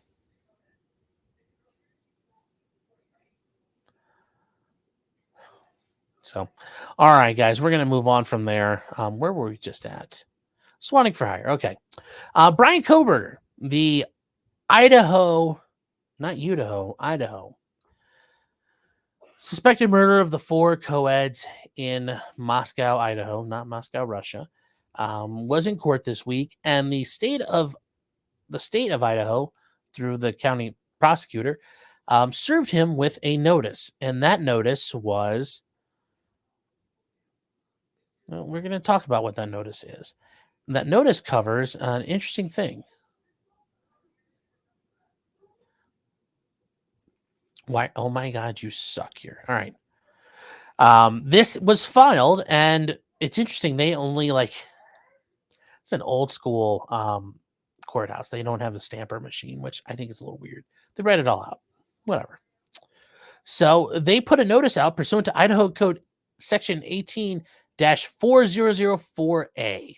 Well, let's look at what that actually is, because that's kind of important. And Section 4004A is and here it goes into judgment, the sentence in capital cases, meaning special sentence pertains to statutory aggravating circumstances. For those of you who don't understand, they're going for the death penalty. So why do they have to do that? Well, you have to provide notice. You can't just say, oh, yep, you plead out, well, we're going to kill you now. No, you have to be apprised of what's going to happen, what they're seeking. So, yes, they are seeking the death penalty against Brian Kohberger, but wait, there's a lot to this. So this is very typical in almost every state. You have to notify through special notion, notifying this point in time, based upon information known to the state. There are aggravating circumstances pursuant to the state codes of your state regarding premeditated murder. And then the murder was committed. The defendant also committed another murder. Well, in this case, he committed 4. So as he committed 1, he committed 3 more. The murder was especially heinous, atrocious, or cruel, or manifesting exceptional depravity. Yeah, this was kind of fucked up. I actually already kind of clicked this open. We can't shotgun this one. The murder circumstances surrounding it showed an utter disregard for human life. Well, he played stabby. He played operation with 4 separate people in a house. That's pretty disregard for human life. And then the robbery was committed in the perpetration of or attempt to perpetrate arson. No. Rape, no. Robbery, no. Burglary, no. Kidnapping or mayhem, no. I mean, maybe they're going to try to claim he committed burglary, that he broke in with the act to commit murder. Maybe that's how they're going to show burglary. So maybe burglary. And the defendant killed, intending a killing, or acted with reckless indifference to human life. Okay. Well, and whether such conduct before, during, after commission of the murder exhibited a propensity to commit murder, which will constitute a continuing threat to society. This one here, I don't think really counts, but they've got most of this up here already. And then they state they give notice that they've been, provided. They haven't been provided with any mitigating circumstances sufficient to prohibit the triers of fact considering all penalties. Meaning nobody's told us any reason why we shouldn't have done this yet. But it could be done. And then considering all evidence known, the state is compelled to file this notice. And they have to. The sooner they file it, the better. So he's already been indicted, and then they're seeking the death penalty. Okay, cool. But wait, there's a lot more. And we learned from the public defender who's representing him, there's a lot of problems with this case. And we're going to get to that. They feel the state's hiding a lot of evidence from them, and oh my gosh, yes, they are. Oh boy. Oh boy. Ooh, lad. So they talk about the sheath. The sheath with his DNA on it was found button side down and partially under one of Miss Mogan. I forget which one of that is. Madison Mogan. Okay. They found DNA on the sheath, and they performed analysis that led to nowhere when they ran into COTUS, other than to show as a male.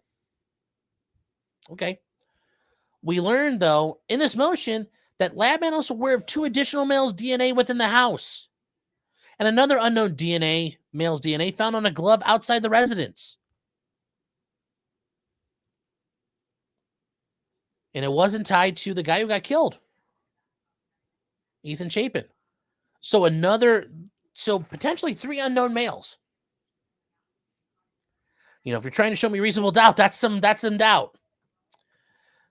To this day, the defense is unaware what happened with that or what did they do. Did they ever run it through SCOTUS? Did it ever run hits? Did they do anything with that? Further, these separate were not identified through SCOTUS, and they believe there's been nothing. And the conclusion is they don't belong to him because they would have said so otherwise. While this was ongoing, the police investigated many suspects and many gave DNA. And then they point out that one has DNA surreptitiously taken from a discarded cigarette, meaning he threw out a cigarette and the police snuck by and picked it up. They, like that bullshit you see on TV where you drink out of a cup of water at the police station and they keep the cup. And many had their phones taken and downloaded. So they had a ton of suspects. They talk about here the whole issue with the car. The reports in the analysts from the FBI, we covered this stuff initially. When laying on a video shows a car heading the wrong direction at the wrong time. Well, when we read that affidavit, they didn't mention any of that. It's kind of like the police lie a little bit. Just a little bit. The state's latest filing admits that somewhere within all this, they engaged in investigative genetic genealogy, using the DNA taken from the sheath. And now it claims it was tipped to investigate Kohberger. And it remains unclear what they relied on in focusing their investigation. And they have the right to know, how did you find us? What started this nonsense? There's no connection between Kohberger and the victims. So when we talked about that before, it sounded like there may have been some internet stalking. No, there's nothing. There is nothing. And then this part here, and Andrea Burkhart mentioned this because she was there, and I asked her about this. There is no DNA evidence from the victims in Kohberger's apartment, office, home, or vehicle. The car is spotless, and you can't do that. Blood gets everywhere. How did he knife all these 4 people up? And then there's no blood in his car. There's no blood in his house, anywhere. And you guys know this from the trials we've covered, watching forensic files, all those things. When I point this out to you guys, you have to sanitize your crime scenes because think about it. You're never that good. You're going to fuck up somewhere. There's no way he did this and did it right and cleaned everything. So what happened? Well, remember I told you guys, Kohberger's going to need a lot of help. This is critical. This is huge. This is huge. Think about it. You're sitting on a jury, you hear all those gruesome, grisly murders, and then the defense attorney gets up and says, well, was there blood in the car? No. Was there blood anywhere on him or any of his property? No. The clothes you found, was there any blood on that? Nope. Doesn't sound like he murdered anybody. And the state is withholding evidence. And I love the snark here. Presumably the defense is expected to accept the face value that the sheath had touched DNA just waiting for testing by the FBI sources. Okay. And the defense is left to guess whether the state focused investigation via a bizarre complex DNA tree experiment or through its faulty identification of a vehicle. Yeah, they did the familiar DNA stuff, but that took them a while to get that. Months. Or they happened to get it wrong, but still get it right.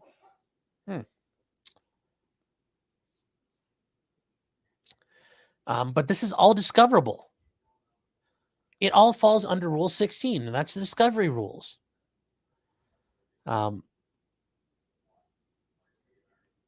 There are a bunch of other issues here, and including the fact that there were hundreds of people involved in the investigation, and then apparently at least one of the state labs involved. So the state went to private labs, and they won't name who they used. Why don't you think they're going to name him? Probably because there's something sketchy about him, or there's problems with them when you investigate them and look into them. This is starting to fall apart very quickly for the state. This is looking really, really bad. I mean, the fact that they're going for the death penalty now after all this happens, like, woof. It's just, this is not helping the state at all. And I would say if you guys want to, like, the very in-depth look at this, Andrea Burkhart does a really good job at it. But yeah, this is not looking good. This is not, I wouldn't want to prosecute this right now. I'd want to pump the brakes because this is not ready for trial.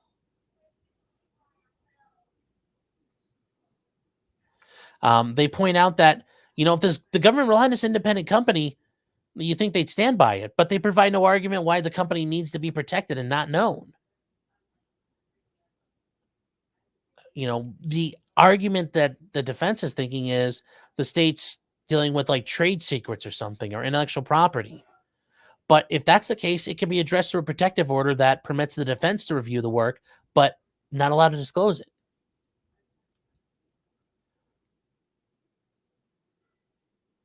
And then they point out, and this is where it gets very interesting.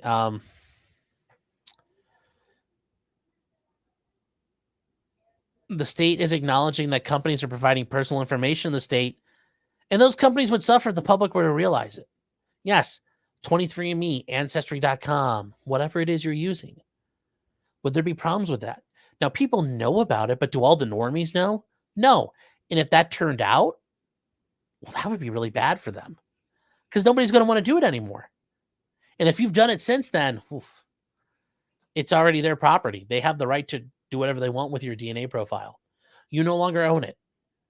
What you gave them, they have access to. And they do some really good research here that 48% of respondents thought it was acceptable to give their data to law enforcement.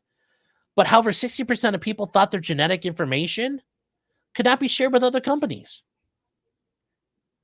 So they're pointing out the public does not support this.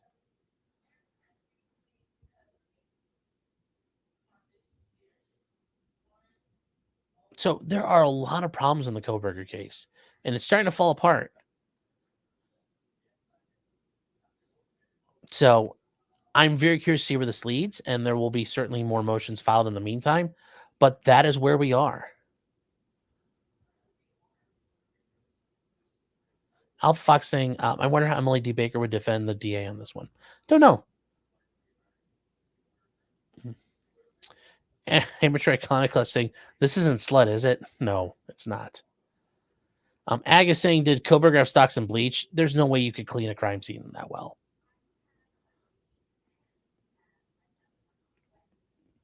That's Shame says, clean up and clean up and clean up of evidence cleaning up. Yeah, that's the problem. There's always some evidence of something you've done. Oh. Yes, Andrea Burkhart's covering it. Yeah, because it's right out in her neck of the woods. Let's see here.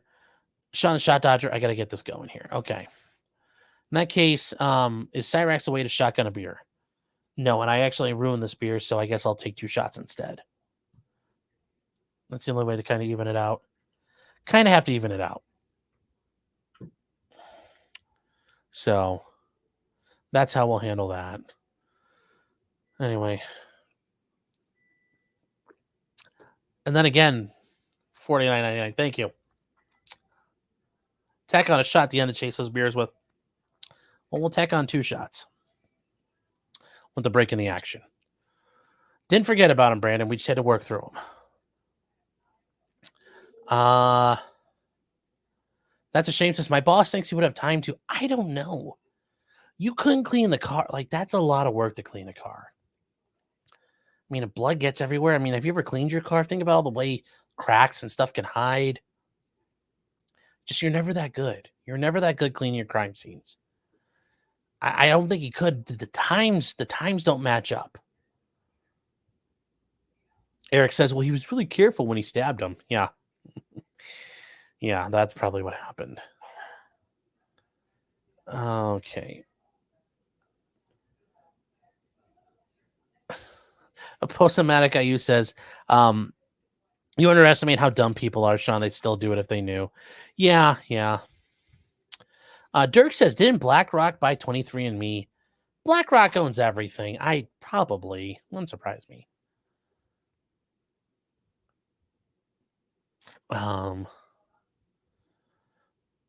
Stabby says, are you really surprised they were super desperate dependence on someone?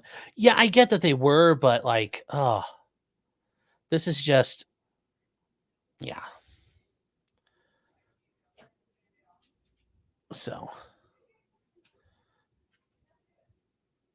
Toothless saying, if you watch Chandler Harrelson trial, you would know how hard it is to clean stuff, so they can't find anything. Exactly. J-Rock says, that's why you always include arson, Sean. Fire cleanses everything. The cleansing flame. The cleansing fire purges all. Fire. Yeah. Sean's almost a full shot. I'm proud of you. That's at the line. Don't you think I'm sandbagging it? You can accuse me of a lot of things in life. You know, you never call me. You can't accuse me of being a sandbagger. Random Lumbax saying, I clean cars for a living. It's not possible. Like I said, yes. I remember watching, I don't know if it's Dirty Jobs, but they talked about this company did cars where people killed themselves in the car. Like, blood gets everywhere. Nick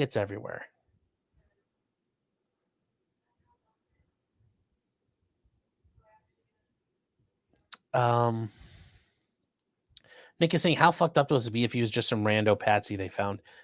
Well, it still doesn't explain away why his DNA is on the knife sheath. So, let's put your shirt over your head, Cornholio. Yeah, no, maybe later. J-Man says, sandbagger, no. Carpetbagger, yes. Well, thank you. But his cell phone was off. He did it. Yeah, that's also a thought too. Mofolk says, get the heavy flamer, brother. Brandon saying Servpro. Yeah, Servpro could do it, but the thing is, like, for example, say you kill somebody in your house and they're lying there bleeding out. That, like, they have to strip down all the way to the subfloor, like to the studs, to make sure they get all the biological material. Well, you've seen it when they shoot people, blood gets everywhere. When you stab people, I guarantee you the pictures of that place, it looks like the Kool-Aid man died in that house. So we'll see what happens. We'll see what happens there. Oh my God, we're at 153 already. Damn, I am nowhere near being done. All right, God, we need to keep going here. All right, we're gonna keep going. All right. Okay, Sony. Sony's involved in a lawsuit with the Federal Trade Commission. Oh, I'm sorry, Microsoft is. Basically, Microsoft wants to buy Activision.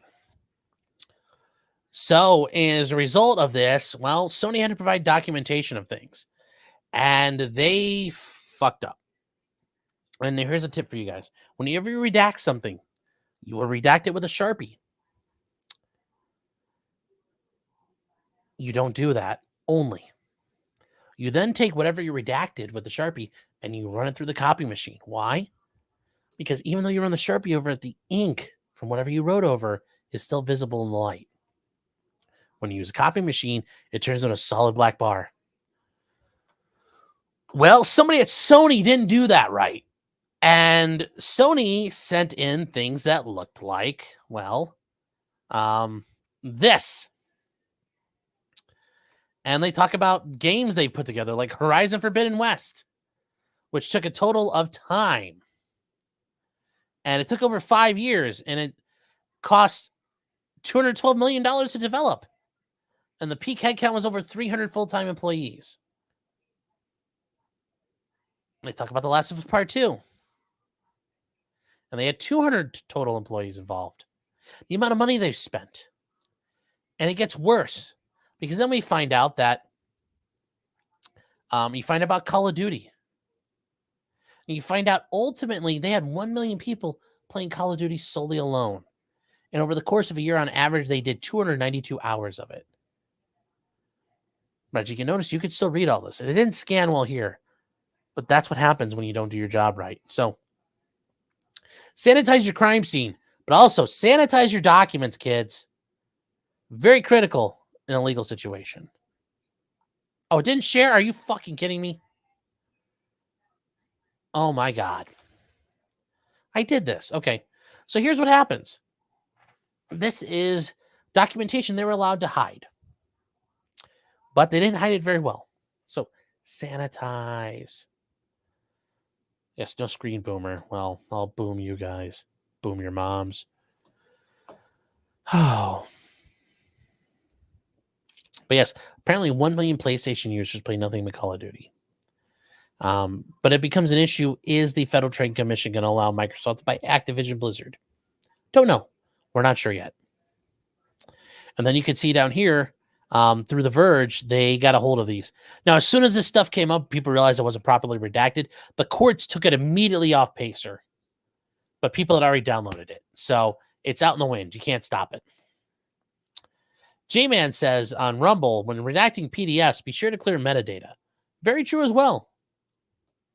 But sometimes that said, there's nothing wrong with just using the good old Sharpie. A little easier. So just think about that when you're doing stuff in life. Don't be Sony.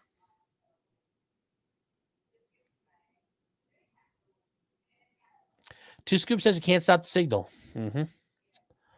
Eric Foam says, have fun digging her up. Is that a challenge? That's a shame. Says, why didn't they use Adobe like grown-ups? Well, screen sharing and boomed it up. Yeah, well, there, now you saw it. Okay. Ingress says, redact, print, scan, and print and scan again. That's also a way to do it if you're using the internet. But yes, there's nothing wrong with using one of these bad boys. When I was a prosecutor, we had to redact personal information out of things. Yeah. You ran through it, then you ran through it again, and you threw away the originals you marked up. Because those were still readable. Okay, so where are we at? Scott Peterson, the coward of Broward. Scott Peterson was charged with multiple counts of felony child endangering and then negligence and recklessness for not helping anybody. Well, today he had his verdict and he was acquitted. And I just want to show this because it does show him in his reactions. A little bit infuriating, he shows his emotions. We're kind of speed running all this here, but you will get to hear it from the judge himself. Okay, the verdict forms are complete. I will now publish them. They read as follows. In the Circuit Court of the 17th Judicial Circuit in and for Broward County, Florida, case number 19-7166 CF10A, State of Florida plaintiff versus Scott Peterson defendant. Verdict, count one. Read the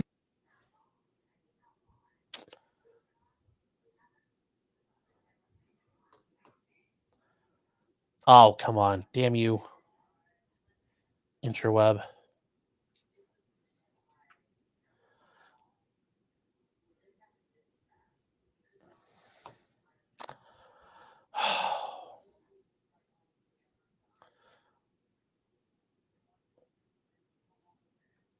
Okay, please bring the jury back. Why did it do that? Killing me, internet. Now, I will point out the jury was out for 3 whole days. And I was very surprised at this.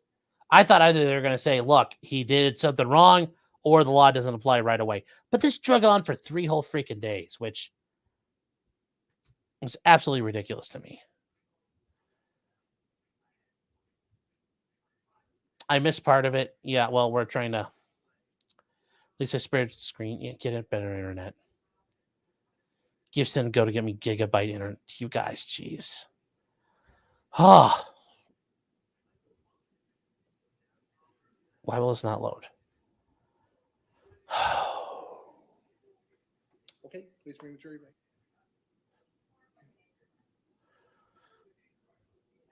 Yeah, it's long cucks, but hey, they are the ones who did it. So they're the ones we were CF10A, covering. State of Florida plaintiff versus Scott Peterson defendant. Verdict, count 1.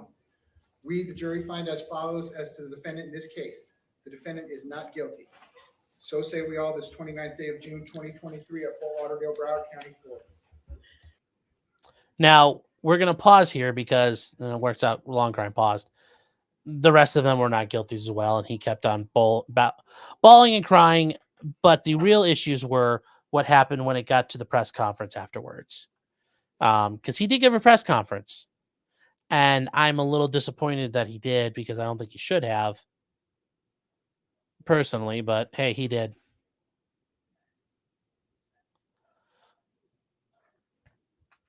And it was a little bit, like I said, should he have been convicted? No. I don't think the laws, the way they set the laws up, were meant to cover something like this. So was the prosecution incorrect? 100%. But do I think that him to come out and give a press conference and come out like this? Like, I get it. Hey, attorney bro, you got the dub. Take that win in, a high-profile win. Nothing but love for the fellow pimp out there. But to come out of that courtroom like you're fucking like some random guy beating a murder rap, come on, bro. This is just ridiculous. It's actually fairly offensive to me. Scott, talk to us about how emotional this is for you. And this is where, and you say it right, Steve McGill. Just get out there with the dub. He should have just taken the dub and gone home. But instead, he opens his mouth. What's going through your mind right now in your heart? Got my life back. We got our life We've back got our finally. life back after 4.5 years 5.5. because of Mark. You got your life back? I mean, I don't know what you got back because everybody thinks you're a coward and a dickless faggot. Literally, you know, just like when you open up Soul Calibur, welcome back to the stage of history. You had your chance to stand tall before the world and put your name in the book of history. You know, the fates tapped you on the shoulder and said, it's your time, brother. It's your time. And you hid. And it's not just he hid for the couple minutes Nicholas Cruz is in there baptizing kids in the school. He sat there and hid for like 40 minutes behind that pole. Well, I'm trying to get my radio to work, and I don't know where the sniper. I think it's a sniper. We hear gunshots from outside? Come on, Helen Keller. You know there weren't no sniping. I get it. Your incompetence kind of covered up your cowardice, but let's be honest. Like, bruh, you had a chance. You had the chance. Don't come crying to me like you're fucking Audie Murphy. Don't. And being able to put the truth out of what happened. It's been an emotional roller coaster for so long. Endless nights, you know, talking to Mark 1 a.m, you know, trying to understand and learn this whole case. It was unbelievable. Trying to understand the whole case. Yes, the state had bullshit charges, but you are the highest coward ever. Those kids counted on you and you didn't do your job. You're fucking Oppum. But at least Oppum killed someone at the end. That's even worse. You're worse than Oppum. You're like a soy jack version of Oppum. It was unbelievable. But don't anybody ever forget this was a massacre on February 14th. The only person to blame was that monster. It wasn't any law enforcement. Nobody on that scene from BSO, Coral Springs. You mean all the guys who actively went out and hunted him down? Who, oh, wow, there's a guy with a gun running around. You know what I'm going to do? I'm going to go hunt him down and risk my life to go kill this guy and stop it from happening. Will you sit back there? I'm going to sit here and play on my radio. Help, help. Everybody did the best they could. Not everybody. We did the best we could with the information we had. Who's this we? Who's this we?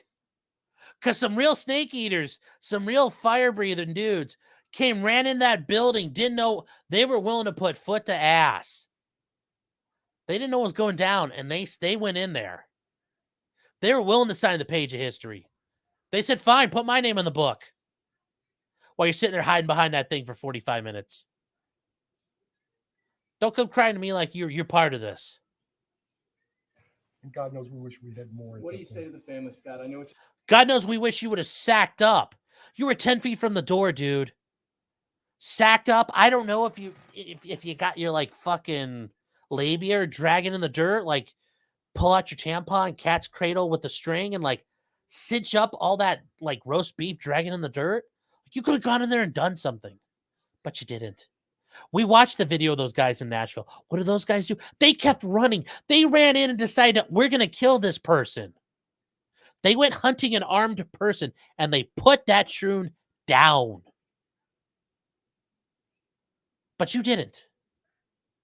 You saw everybody else running out of every other building. But I think there was a sniper. Yes, because there's so many mass sniping attacks.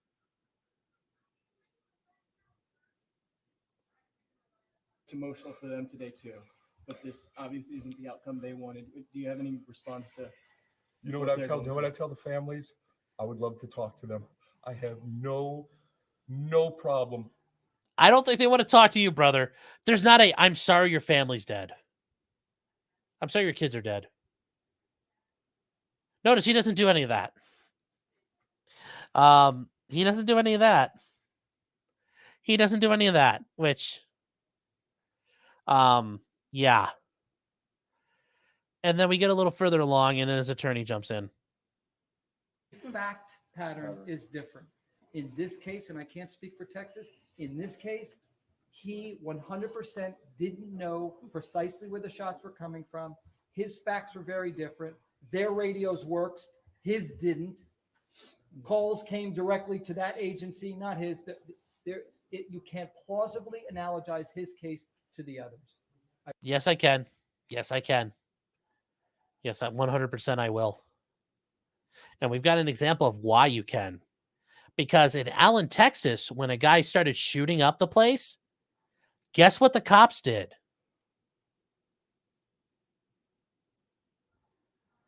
And we're going to watch this one. You guys want to see somebody putting in some work? Here we go. Y'all be good, okay? And make sure you wear your... This is in Allen, Texas, where that guy with all the Hispanic guy with the Nazi tattoos. Watch him. Seatbelts when mommy's driving, okay? You understand?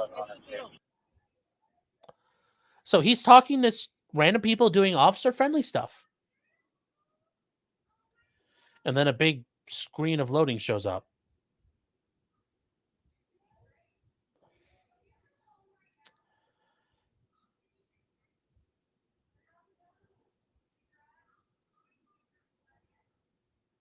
And make sure you wear your seatbelts when mommy's...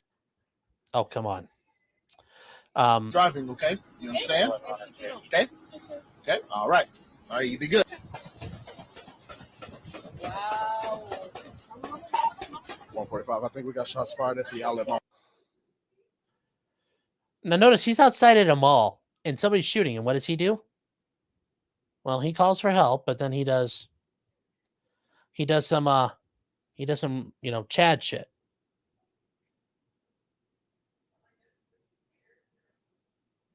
Sean can't even cover his shots. I'm getting to those. Oh.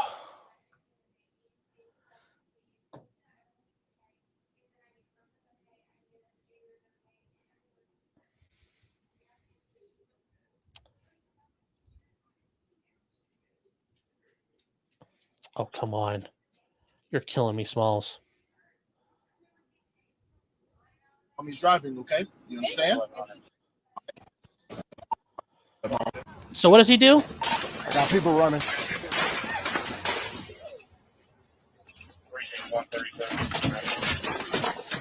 I see some people running. I'm going to grab my sticks, and I'm going to go play. Somebody else is running around with a rifle. He's like, I got a gun. I'm going to go fight. So what's he do?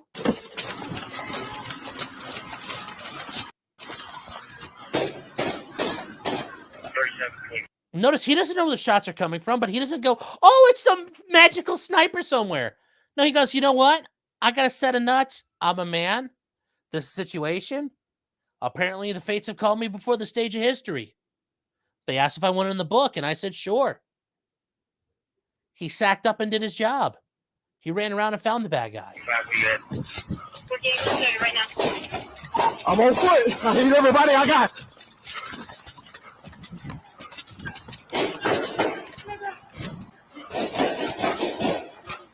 What you got?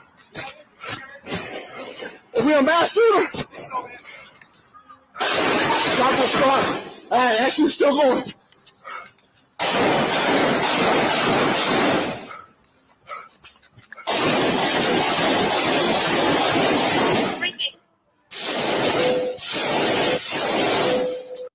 And look at him. He's standing out in the middle of open, just trading shots with that guy.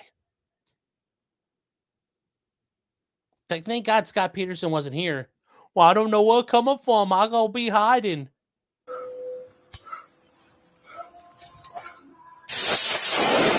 I will just say, though, in reality, like, if you are right-handed and you have to lean out to the left, it's probably better to switch hands so you can lean out less. But homie's putting in work here.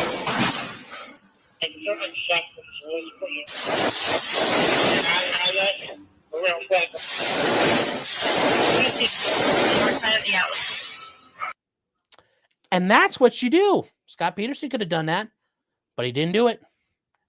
It was too hard. It was so stowy. I just, it was dead day to us.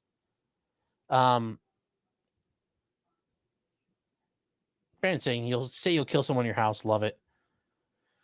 But next, all right, well, it's time. So, And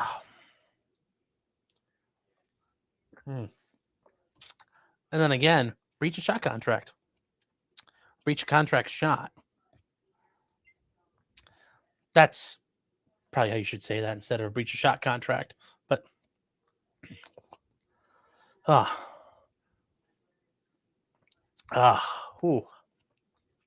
Lord child.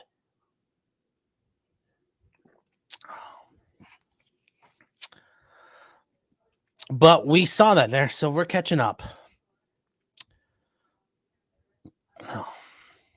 But notice what did that guy do? He didn't make excuses. He didn't run around saying, "Oh, I done be scared. It was so dangerous." That's why we pay you $104,000 a year in a pension, because you may have to go do bad stuff to bad people, especially because you were there to protect the kids. You know, you were a career resource officer. Those kids depended on you. You didn't show up, man. So, like I said, should he have been charged? No. But you know what? Have fun looking in the mirror every day, because I don't know if I could do that if I were you, Scott. Fair Frozen 55 for $5 saying thank you, by the way. And Brandon, I forgot to say thank you and thank you and thank you. I don't mean to be rude. Just letting you know, my Prodigy has a staccato magwell fit on it. Haha, I am Gunsmith now. Fear my deburring tool. I hope you're not just trembling that. Tarkina for $5, thank you, is saying, are you going to cover the new Menendez brother issue? I didn't know they had new problems.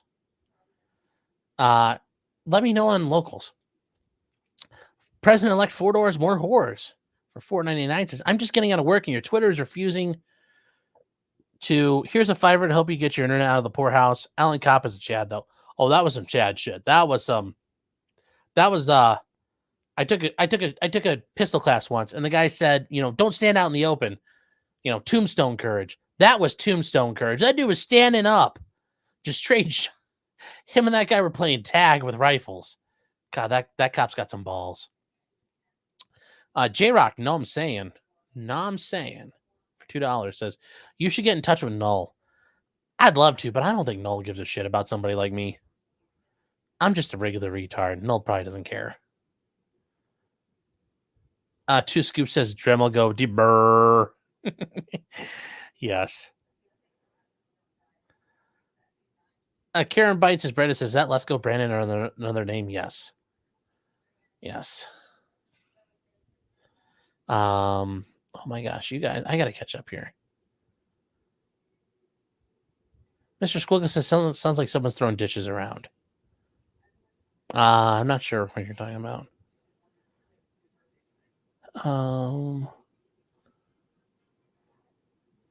Benjamin Lewis says all the kids in summer break gaming killing my internet. All the kids reading Pornhub. The little bastards won't stop cooming. This is who we are. Says he ran like halfway across the mall. Yeah, that is the cut up version. The real version is like 5 minutes long. That dude was hauling it all over the place. Sean Burr says your internet trash. No, it's just it loaded up weird. Stabby says I shared the YouTube link for this earlier. Yeah, but that was the long one. So, but yes, that's what you could have done, Scott. What you could have done, but you didn't do it. Oh,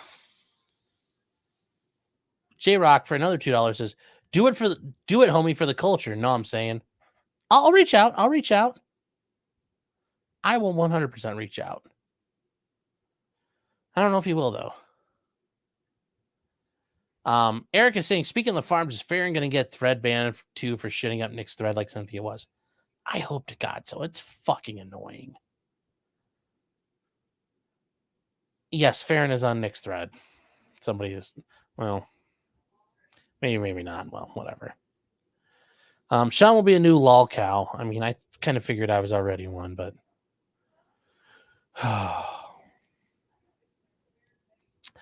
moving on, we have other information that's going on. The Club Q shooter, who shot up the LGBTQ bar in Colorado and identified himself as non-binary, was sentenced to life in prison plus like 2,000 years. Well, he ended up pleading no contest to the murder of 5 people. And it's funny because he was given multiple life sentences. He identified as non-binary.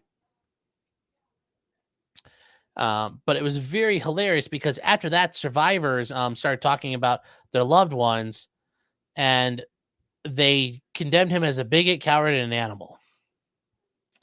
And it's funny because they were, the families were survivors of LGBTQ people. They referred to the defendant using male pronouns, dismissing the non-binary identification as a sham, and what one survivor's mother's called a repugnant attempt to win leniency. Now, I think that's hilarious because you are what you identify as until they don't like it. Oh, well, I guess that doesn't work that right way, but that's kind of how it goes. Anyways, the shooter's name is Anderson Lee Aldrich, and they go by they, them pronouns. And it's hilarious because the New York Times itself, though, says Mix Aldrich showed little emotion as the speakers gave accounts of their friends laying dead on the club's floor. In court, the defendant's lawyer said the defendant was deeply sorry for all the people they killed and the lives they impacted. It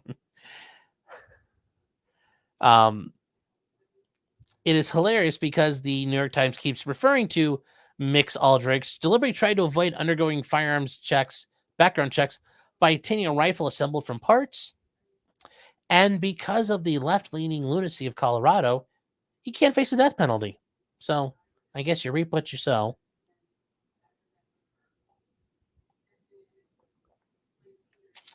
It was very interesting, though. They keep referring to they, them.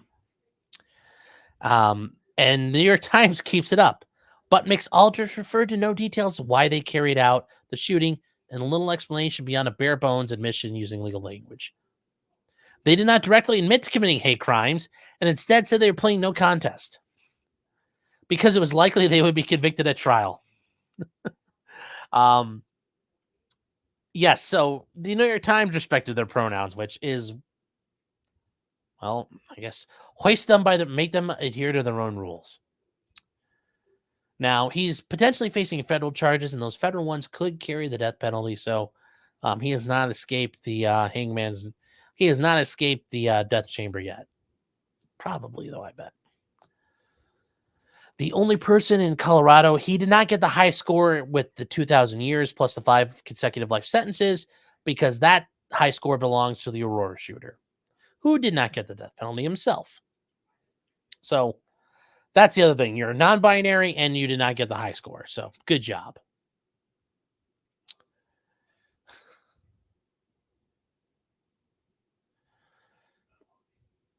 And where are we at with things right now? In final news, I guess I'll end here because I think I've covered everything I wanted to cover. Yes. There's likely going to be a massive adpocalypse coming.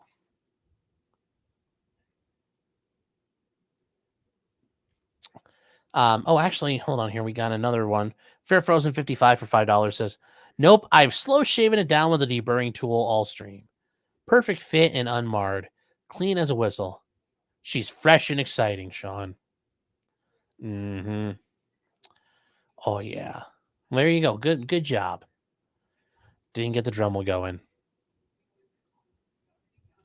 Talking Trash and True says, hey, Sean, hello. This viewer says, Nick got a speeding ticket. Yes, he did. I did see that.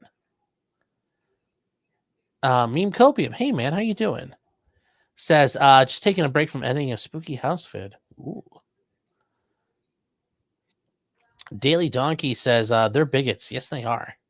Snibble says, such bigotry. I know.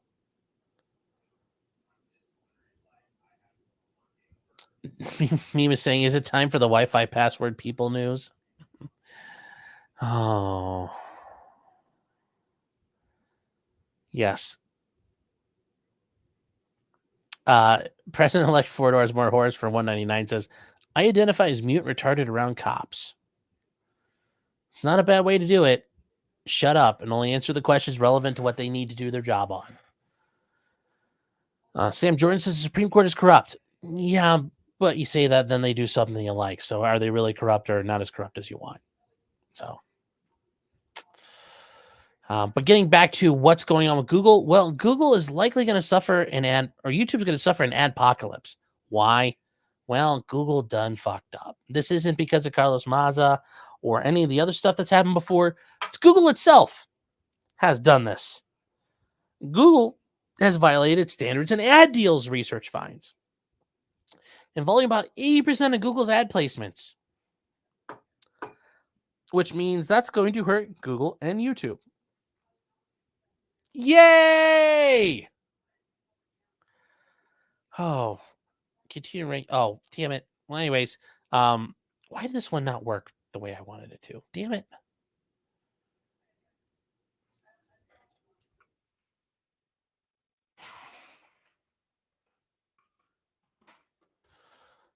Actually, guys, give me 1 second. I need to go to the bathroom real quick.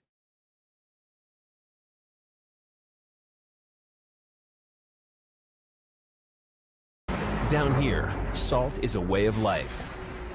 Obviously, the environment down here is all salt. The ceiling's salt, the floor is salt, the walls are salt, and to an extent, the air is salt.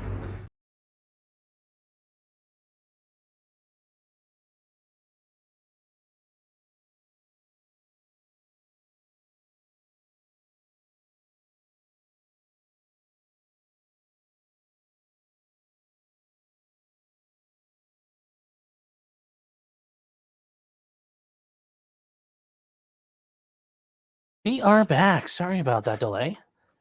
Salt for days, breaking the seal. Hey, I had to. Couldn't wait. Salt for days, yes. We are salt. Sean, I did not. Oh, no. No. I did not puke. I had to pay the water bill. Did I wash my hands? Unlike when I use my cell phone, hands-free. Actually, hold on. Does that smell like pee to you? Cosmos has got to defeat that paywall boss.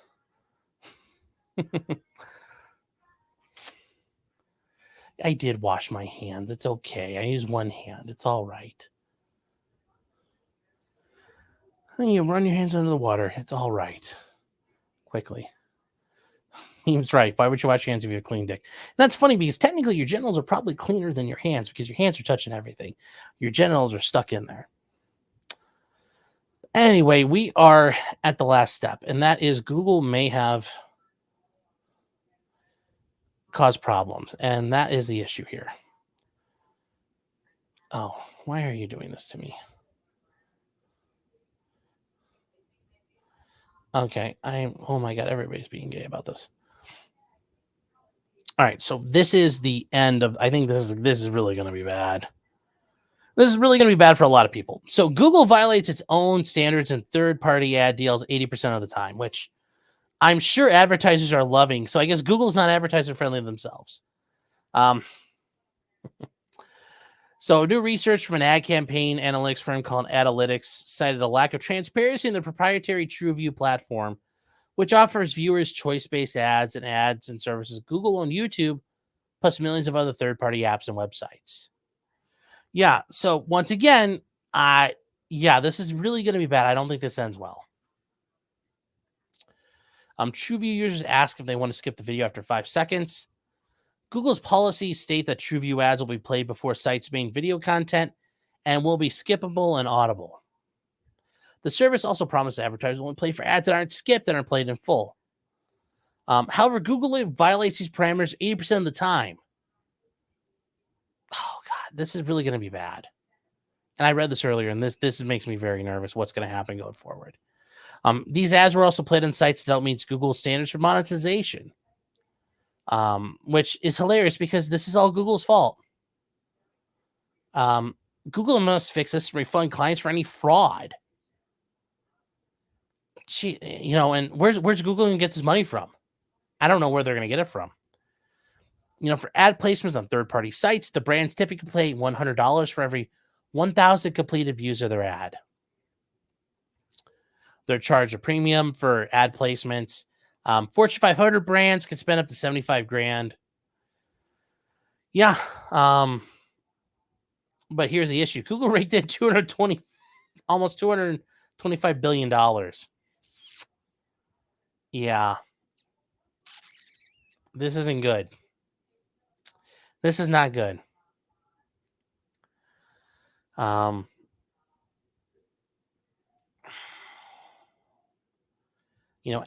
also found that TrueView is primarily placing its customers' ads on these unqualified third-party sites that are home to quick clickbait content and misinformation rather than YouTube. Okay. Which is usually most desirable to advertisers for nearly 370 million monthly active users.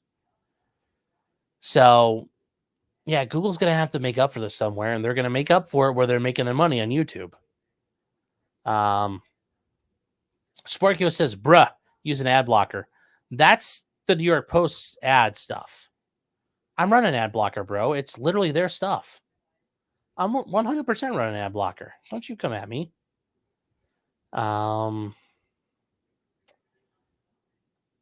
Isn't Google being sued by Rumble as well? Yes, it is, but that's...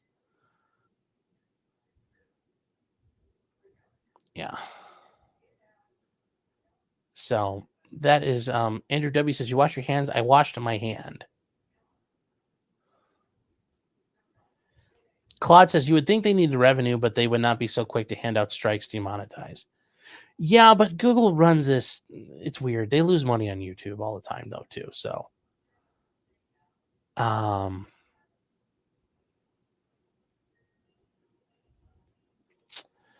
use that medium chain fatty acid soap? No. Anger says, when in a casino, wash your hands first, then pee. Not a bad idea. Jim says, in the Navy, they teach you to wash your hands before you pee. They also teach you not to piss on your hands. Very true. President-elect Four Doors More Horrors for $199 says, we still need to get you that writer sponsorship and the fertilizer sponsorship. I mean, they go hand in hand.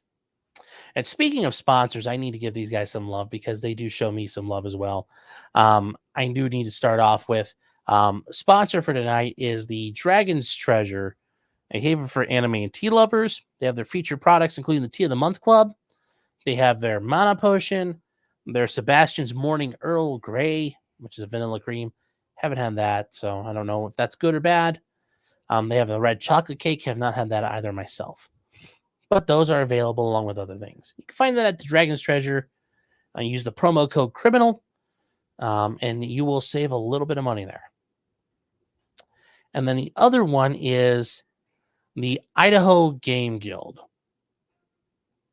And they just got done doing a 48-hour event for miniatures. But you can also go to their store, and they have all kinds of things for Warhammer. They have paints. They have all kinds of things. Pokemon, Magic the Gathering, supplies, paints, all that fun stuff. They're doing Blood Bowl. I'm actually working with them. Probably going to try to do some miniature painting. Granted, it's been like 20 years since I did that, but we're going to try that again soon. And for those of you wondering when the tank stream is going to come back for the painting, don't you worry. I got the spray gun. We're going to be working on that soon. Joining up, and I'm going to make sure I read this right because I don't want to get this wrong. You can join as everything is always 10% off for everyone. If you join as a member, though, for the Game Guild, as a member sign up, you get an additional 5% off. So something to think about if you guys are interested. It's a small business ran by a really good guy. Take a look. You may like what he's got to share and sell and go for it. I am working with him on getting a special code for first-time buyers, people getting referred to through me. But we haven't got that yet, but we're working on that. So maybe for next week. So it's the Idaho Game Guild. Eric is saying, if I piss on my hands, 2 birds. No. Yes. Mike L saying, I need to use that clip from the negotiator about peeing on your hands. That's actually a good idea. Brilliant idea.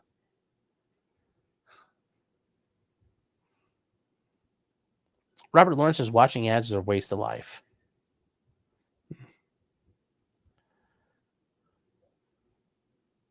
Stabby saying, on the very rare occasion I watch something with ads, I take my headset off and walk away. That's actually really helpful. People. Dark Lord saying, looking for plaintiffs, Sean. Yeah, 100%. I am always looking for clients. You can reach me at potentiallycriminal@gmail.com. Reach out to me. It should be down below.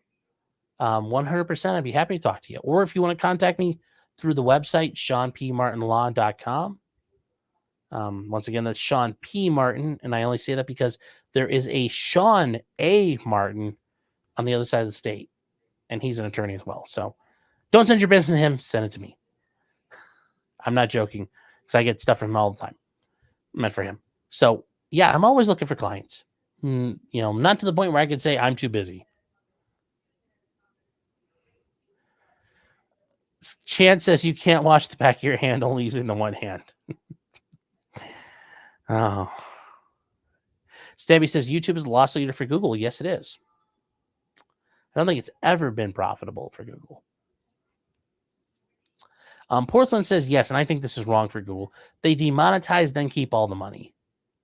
They do. Let's see here. Stabby says, what? Someone selling Blood Bowl minis? Yes. Gingill will hook you up. Stabby, get a hold of me on Discord. If you guys do want to know about on our Discord, if you have the stomach for it, get a hold of me on there. I can help you set up with the Blood Bowl stuff. I can help you reach out to the Game Guild. I want to see a Killdozer model built. Maybe I'll buy one of the D9s and try to kit bash it. Maybe something. That's a shame for $4.99. Says always wash before and after you're hanging out with criminals in jails and courthouses. Oh my God, you have 100% true. Especially because you learn like, oh wow, there's bedbugs breakouts in the jail all the time. Or scabies, or all kinds of nasty stuff. So yes, when I meet my clients in the jail, there's always a hand wash afterwards and a sanitizing. Because you don't know what's in the jail. All kinds of horrible stuff.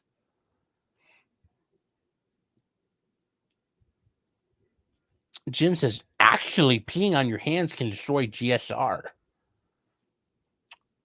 It could. The ammonia, from Boondock Saints, that can do it. Jacob Castro says, Sean P. Martin. In fact, there is a township down in southern Ohio called PP Township. And there is a PP Creek. Believe it or not. There's a sign for it. PP Creek. I'm not joking. 100% true. down in Pike County, Ohio, where all those murders happened a couple of years ago.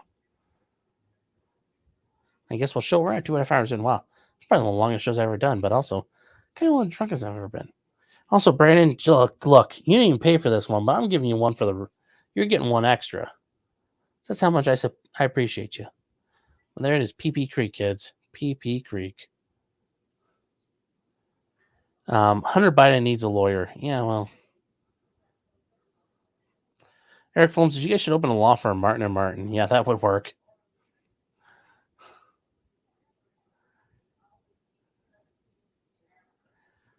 Stabby says people like Cyrax are in that jail. Yeah. Eric Films says it was a firefight. Yes. What if it was 6 guys with 1 gun each?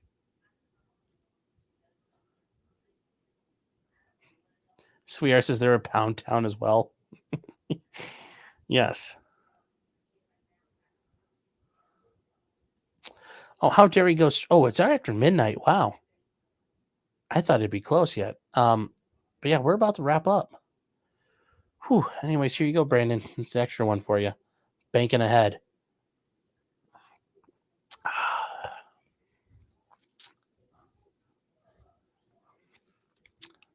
Stevenson, you where I grew up in Enwer Creek.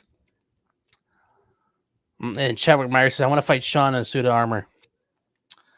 I'd have to wear probably like a truck hood as a breastplate. I'm a big guy, but you notice that the German longsword in the back, I'll half sword you, brother. Get some hope you're not a Paul Hector Mayer fan. I'm a Joachim Meyer guy myself. But we'll be all right. I did go long tonight, very long. So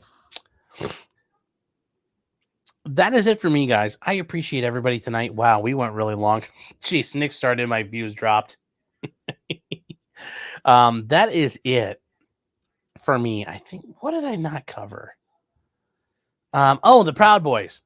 Proud Boys run up on those Patriot Fed guys.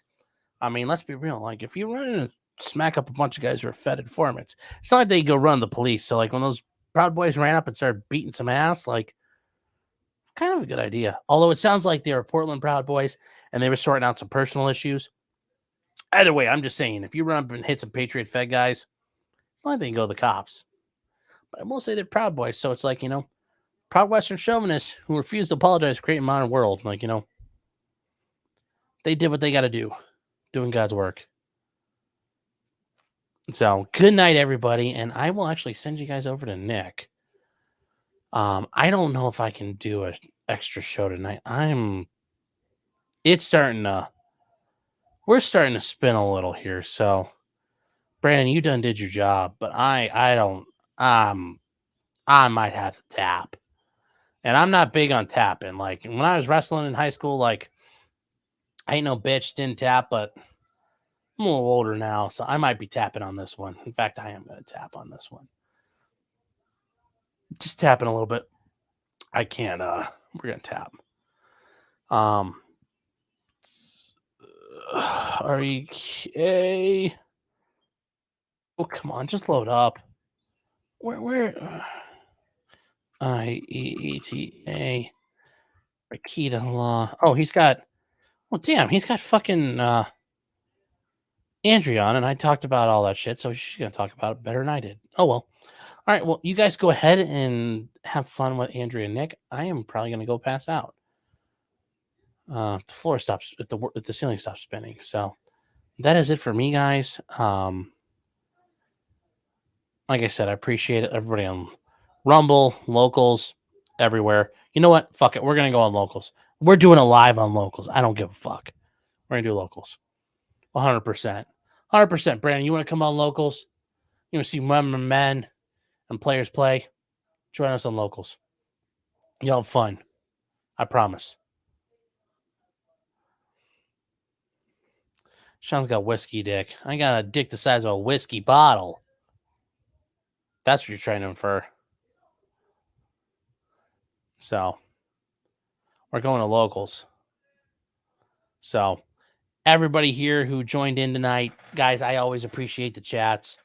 It always means so much to me. You guys care about what's going on. Everybody super chatted. Thank you so much. And Yeah, until next time, just because you didn't does not mean you're guilty. Especially Brian Kohberger, because it does not look like you did it. And I don't know who the fuck did it otherwise. Because, like, that guy had to walk out of there looking like he butchered a hog. And apparently you didn't. So, good luck, Brian. Fuck you, Scott Peterson, you coward motherfucker.